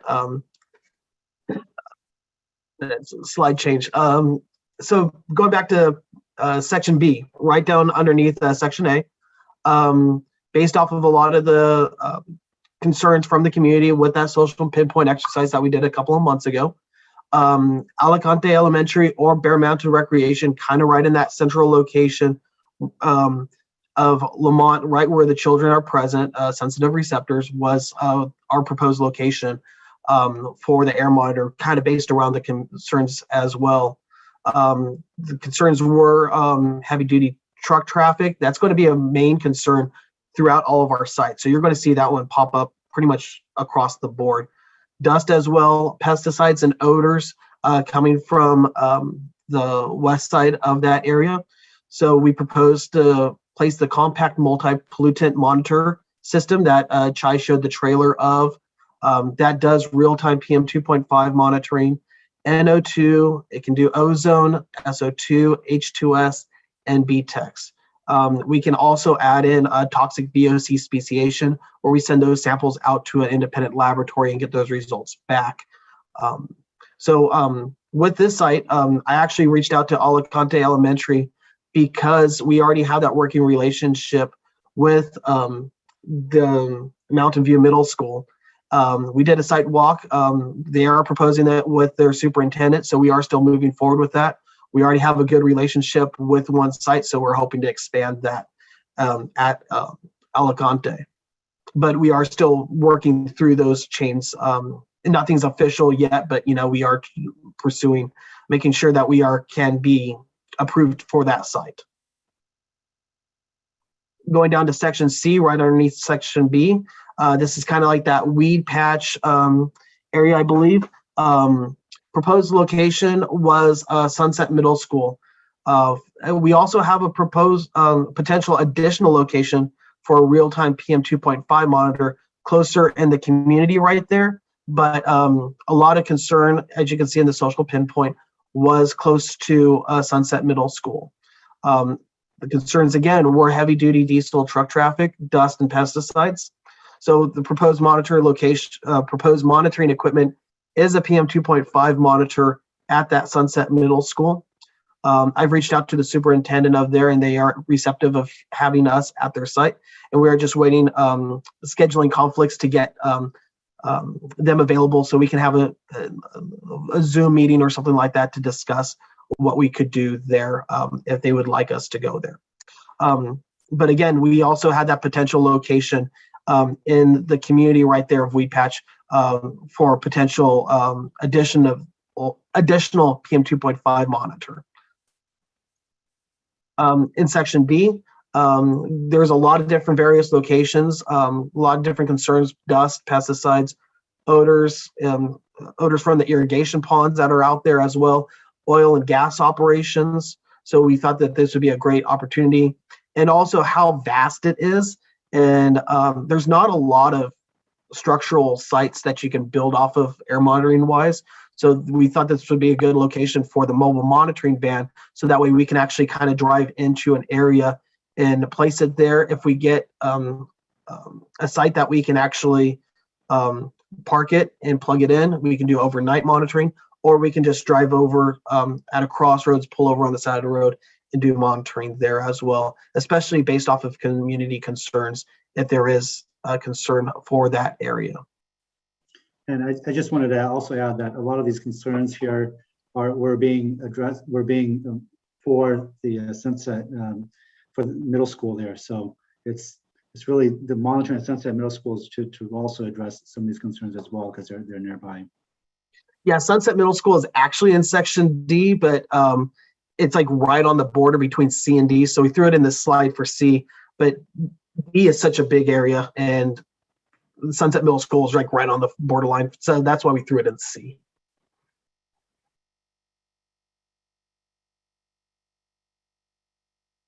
Section E, we're kind of moving back up to the top of the community. I think right next to section B or C, I believe, to the east. Proposed location, various just different locations in this area. A lot of things are kind of on the borderline. Dust, pesticides, and odors. It's a real agricultural area right here. So we were still going to utilize that mobile monitoring van to highlight concerns identified in this area. And then section F, right next to section E, we've had a proposed location for PM 2.5 monitor near the Georgia Road and Comanche Drive area. We saw a lot of concerns right in that top corner right there. A lot of the concerns were PM 2.5, heavy duty diesel traffic, as well as open burning, which a PM 2.5 monitor would satisfy a lot of those concerns right there.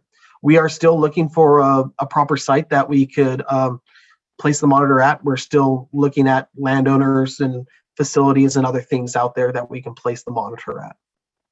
So we don't really have a lot of traction. So if you do know someone in that area, we're all ears. I'm all ears. So that way we can make those initial connections. Now getting into Arvin, we have Arvin. It's kind of split up into 3 different sections. So the top section, section G, is the most northern section of Arvin. The proposed location was Arvin High School, or nearby city of Arvin, the actual town hall right there in the center of Arvin right there. Many of the concerns that we saw in this pinpoint was refinery emissions, heavy duty diesel traffic, and dust. I believe also oil and gas operations that are going on in this area as well.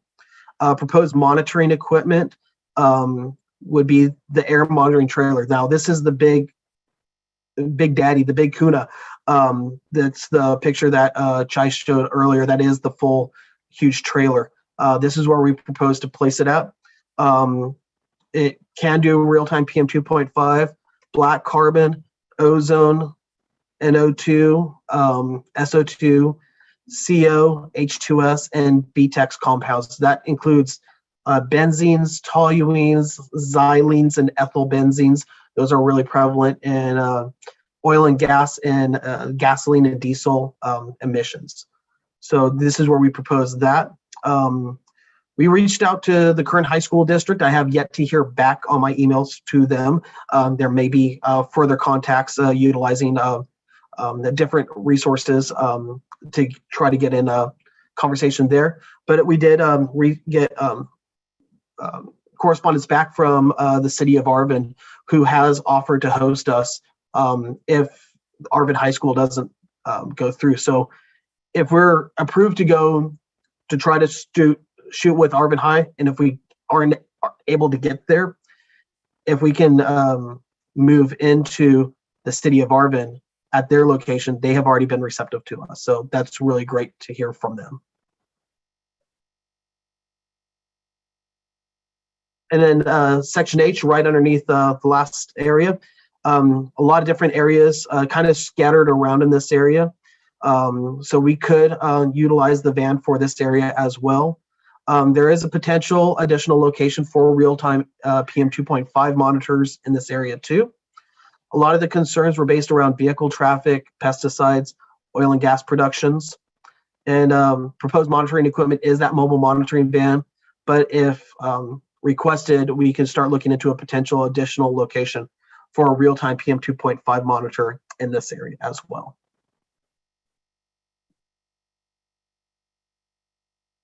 And finally, the last section, section I, the bottom side of Arvin, this is the most southern side of Arvin. The proposed location was El Camino Real Elementary. A lot of the concerns that we saw in this area were dust, vehicle traffic, and pesticides.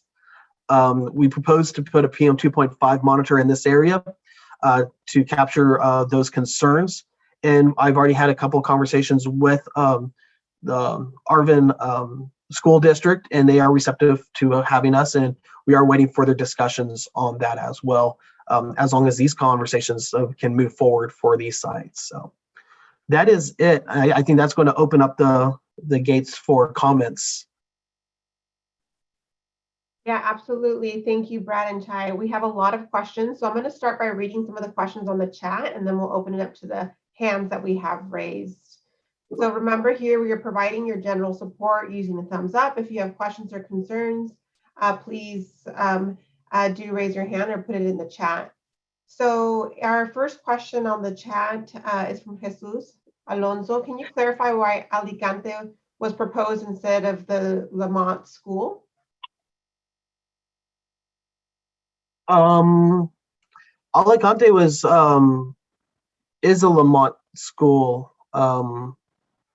It's the elementary school district so in Lamont. Lamont's, it's about 1,200 feet away from Alicante to the southeast, and it's directly off the road. Oh, I'm sorry. I know what you're talking about now. Yes, there is two elementary schools really close to each other.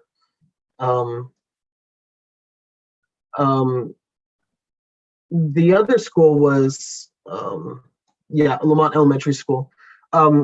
Just based off of a lot of where the concerns were based on, we got a lot of concerns from people that were at utilizing the recreational center at Bear Mountain, the Bear Mountain Recreational Center, where they've said that they've smelt odors there. And so we were trying to get something as close to that area, right at the kind of the leading edge of Lamont, to capture any emissions coming in.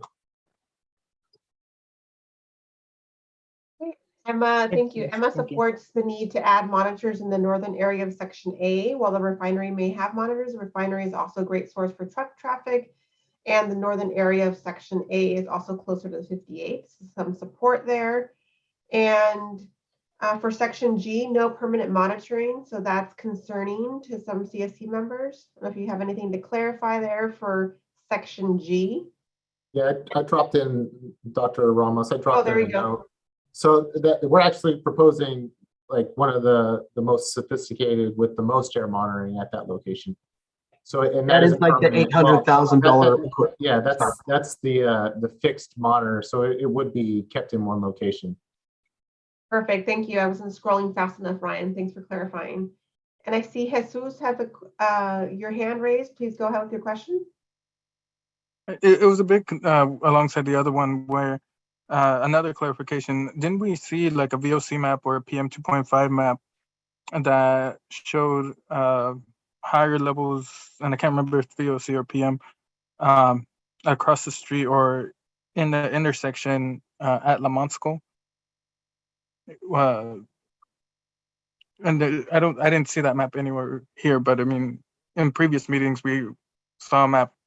Yeah, I think you're talking about the overlay of the community with it's basically the modeling, the emissions modeling. I think that's what you're referring to, Jesus. Yeah. Yeah, I think those maps were present when we were doing the social pinpoint and to help people look at what the concerns are from the modeling that we've had. And so you can kind of see that we had a lot of concern right in that Alicante Elementary and Bear Mountain Recreation. But if there is more concerns for a different location, then that's what we're talking about today. Thank you. Gus Jr.?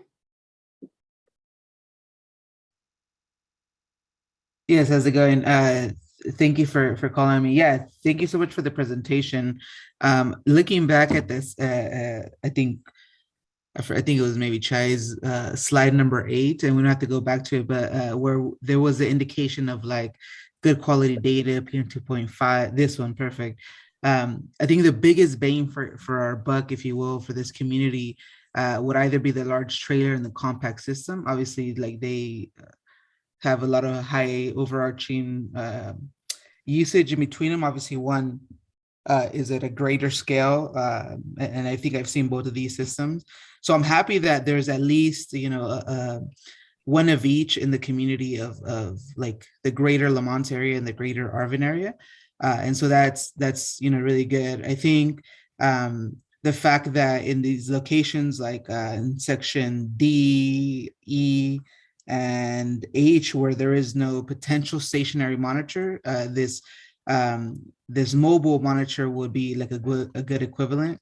It would just be obviously developing and making sure that this mobile monitor, you know, is sent out, I think, using the community's knowledge. So maybe doing a questionnaire when obviously offline or at another time of when folks smell nuisance and orders and whatnot. So I think to add value to the mobile air monitoring would be great. And so I think overall, this is a good thing. Obviously, the only thing that is missing or the vast, you know, one of the biggest concerns that I see in mostly all these sections is the monitoring of pesticides. And so like at this point, I'm wondering like if and when we do pesticide air monitoring, how that will plug into this greater kind of equipment and site location that we're currently doing with the compact trailers and mobile air monitoring, like how that will be complementary to this, knowing that pesticide air monitoring is done by a totally independent agency. So I just want to make sure that that is also talked about and has been thoroughly thought about as we move forward. No, that's a great point. And that's definitely something that we're going to have to work with the Department of Pesticide Regulation, and I'm sure we'll talk more about that probably beginning next week when we're kind of delving into potential community emission reduction program measures. Definitely, Gus. So that I appreciate that. That's a very good comment. Bianca? Yes, I do have a concern that none of the monitors are in on the 223, which is like the main from Arvin, Bear Mountain Boulevard. It's going maybe half a mile, 3/4 of a mile up north where the Arvin High is not a complete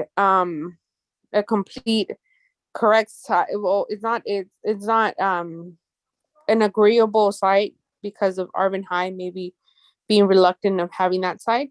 So that is concerning that we can't have an actual site in the Arvin area that we could say, you know what, the monitor is going to be placed there.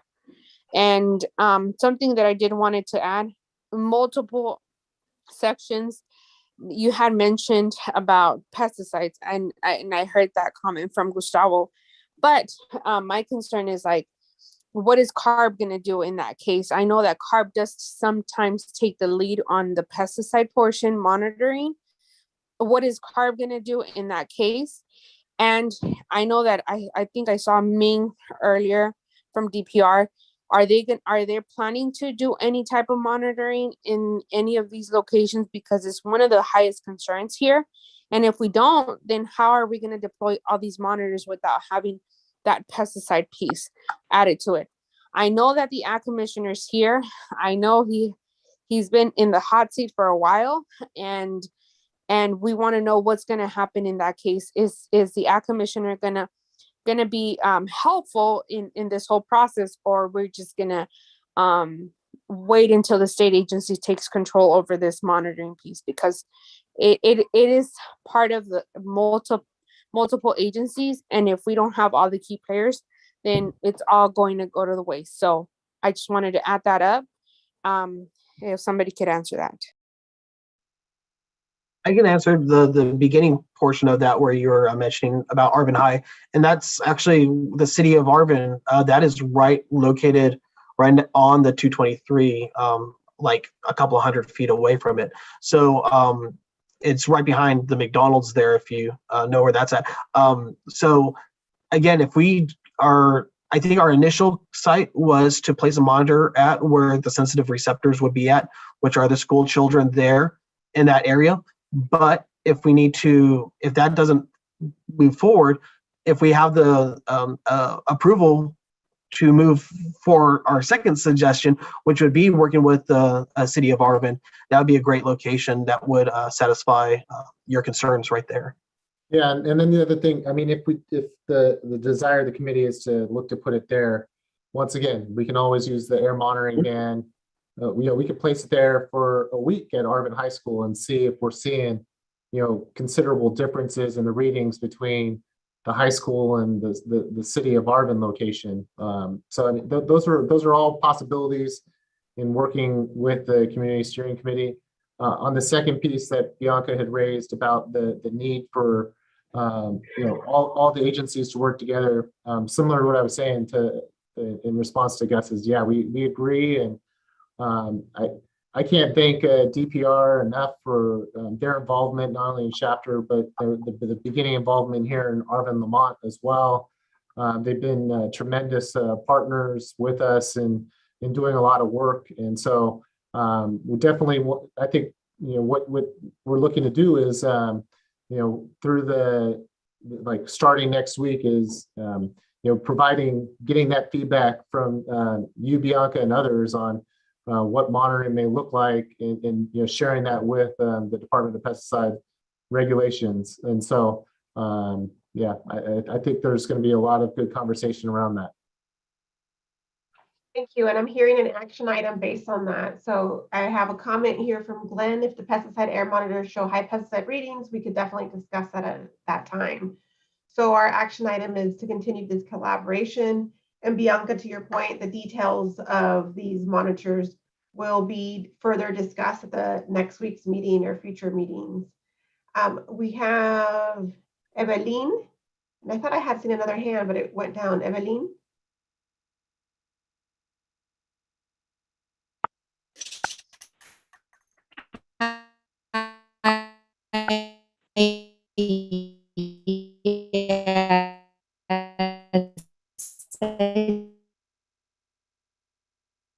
You have to go ahead.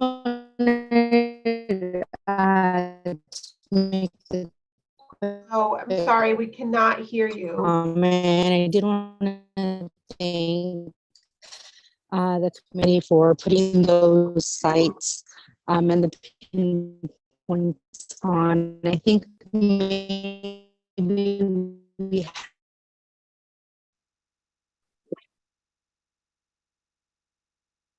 I'm sorry, I was not able to hear. Unfortunately, none of that came through. Okay. So if your audio is not working, so if you want to try to come back, still not working. Opinion. Nope, not working. I'm going to mute you. The monitor should be, although there is a lot of traffic on 223. I believe that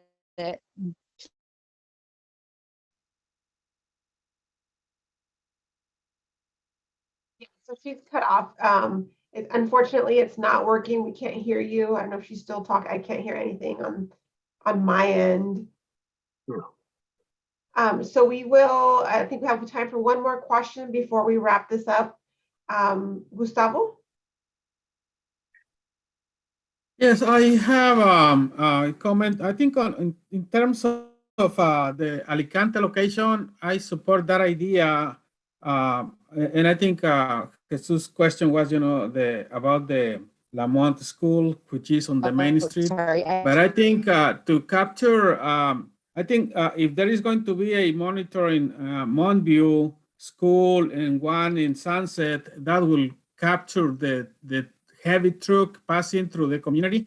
And Alicante, I think is closer to the dairies, and I think dairies is the residents have been raising that issue that the dairy pollution, and I think some of the orders that the residents mentioned that they perceived around close to Alicante, part of that is coming from the dairies. So I think to me that makes sense to have one in Alicante because I think that will give us a combination of capturing the trucks from the other monitors at the other schools, and this one, capturing, other pollutants, but also some of the pollution that is coming from the dairies.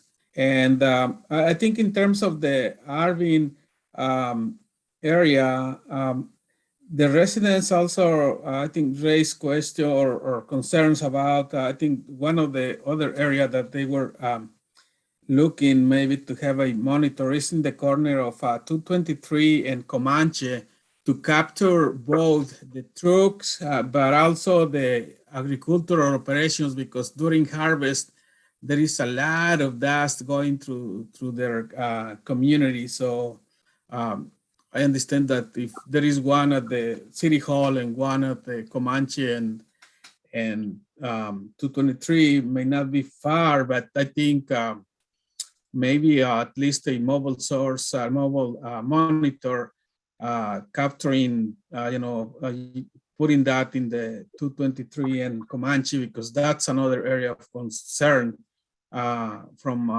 ag operations going to the Arvin community.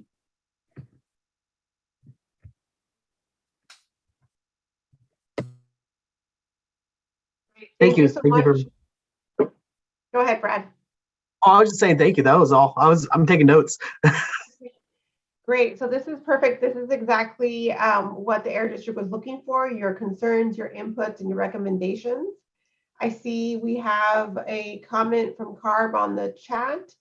So Carb says we do not currently have the technology to measure for pesticides in real time.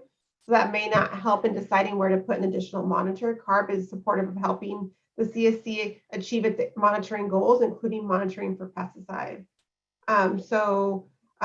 James from Carb has shared his contact information here on the chat. Please do take it down if you'd like to follow up with him directly. So at this time, we are going to move to our next agenda item. So this is your public meeting. Thank you so much for all of your input. If you are participating in the CSC stipend program, please do know that we are taking attendance now. I do see someone who is named iPhone and a phone number that's here. If you could unmute and let us know, or in the chat, tell us who you are so that we can actually record your attendance for a stipend. That would be extremely helpful. Your iPhone and Sunshine T1, we do not know your name yet and cannot record attendance. So that would be extremely helpful. Now is the time to unmute. Thank you all for your input. With the PM 2.5, it's really important. It goes up in the air over the fence, like especially from refinery stacks, and it lands a half a mile away near the ground. So it's better to do the hilltop, put a PM 2.5 monitor in the hilltop community, because there was high readings. When I had my air monitor over there, I measured high PM 2.5, like northeast of the current refinery. Perfect. And maybe the farm also on the other side. Thanks. Yes. Thank you. You took us to our public comment. So thank you. We'll record that for public comment. But before we go there, I see Tim has his hand raised. Please go ahead, Tim. I just had a concern regarding the attendance. I filled out all the forms that the new solicitor for the steering committee did. On my forms, I had to put my legal name, which is Timoteo, but I prefer Tim. I always have to remind people that, so just to count that. Thank you. Thank you for the clarification. I think we have that written down, but it always helps to clarify. Appreciate it. Okay, and I'm going to pass it to Liz to review an action item. So today we had a lot of conversation, a lot of input. So I will say that the general sort of action items are, to continue this conversation and continue collecting your input. But specifically, there is a one action item. Liz, if you want to share your screen at this time. Yes. So we do just have one action item, as Amy said, and it is a big one, but the Air District will continue to coordinate with the Department of Pesticide Regulations about their role monitoring the pesticides. We do hear that this is of big concern to the community, so we hear you. And as always, thank you, Liz. As always, if there's more specific items aside from the general ones that we heard today, feel free to add those in the comment or let us know. At this point, we are moving to public comment. We heard one from Laura. Anything else to add?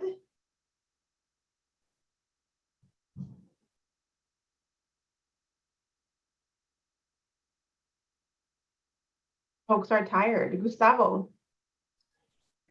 Yeah, I think again, I think during the process, concerns about dairies were raised, and I don't see a monitor or proposed monitor that is close enough, maybe close enough to a dairy, and I think that should be considered, because the dairies are a little bit outside of the communities, and I understand that we're focusing on installing the monitors in the communities, but I think we need to include the dairies, monitoring dairies. Thanks. Thank you. Thanks, Senor Aguirre. So maybe just kind of for consideration, we did try to locate those down some of the monitors downwind of where dairies in the locations where people were living that hopefully would pick up those types of emissions. In addition, for example, what we did in Shafter, we also did take the monitoring vans around near the dairies and also did monitoring around there. And that's definitely something that we could look to do in the Arvin Lamont community as well.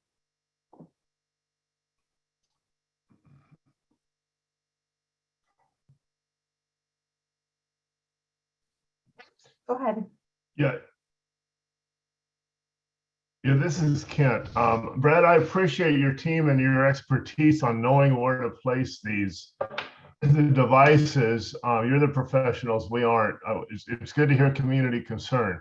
Gustavo also had a point too about our heavy truck traffic. It was even mentioned during peak season, certain times of the year. I know that's always evaluated too. But once again, I think I mentioned this a few months ago. I don't know how long we've been doing this. It sounds like we're getting close, though. We're going to start allocating money, and hopefully we won't blow everything on just monitoring. Maybe we can do something with some of the money also, such as, both cities, Arvin Lamont, Main Street is a state highway. We've got heavy truck traffic going through there continually. And now somebody shared with me, you could reduce emissions up to 30% if you had synchronized traffic going through the town.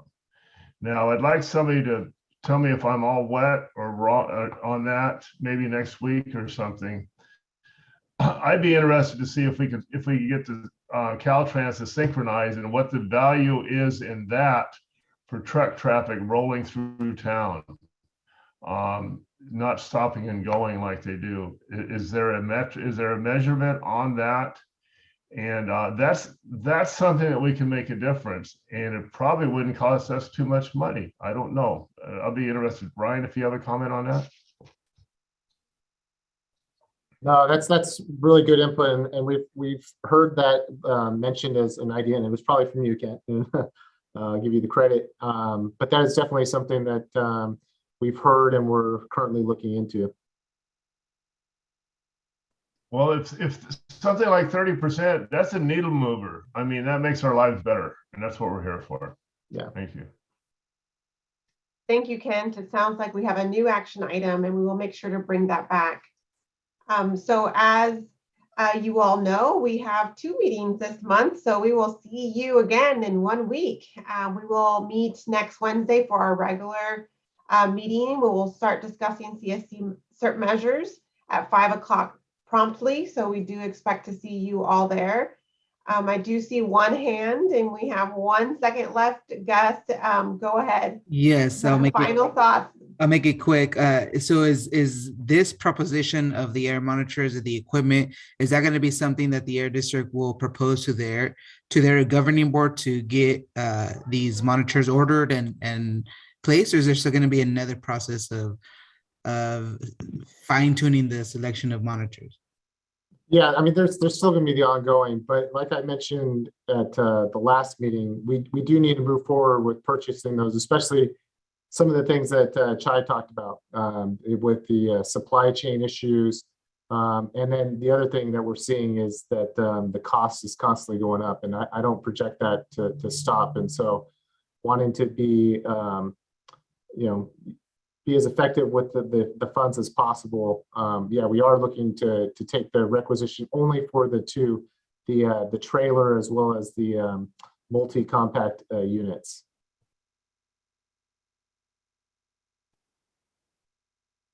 Thank you for clarifying, Ryan. And with that, we thank you all for your participation tonight, and we look forward to meeting with you again next week, and we will see you back on Wednesday. Have a good evening, everyone. Bye now.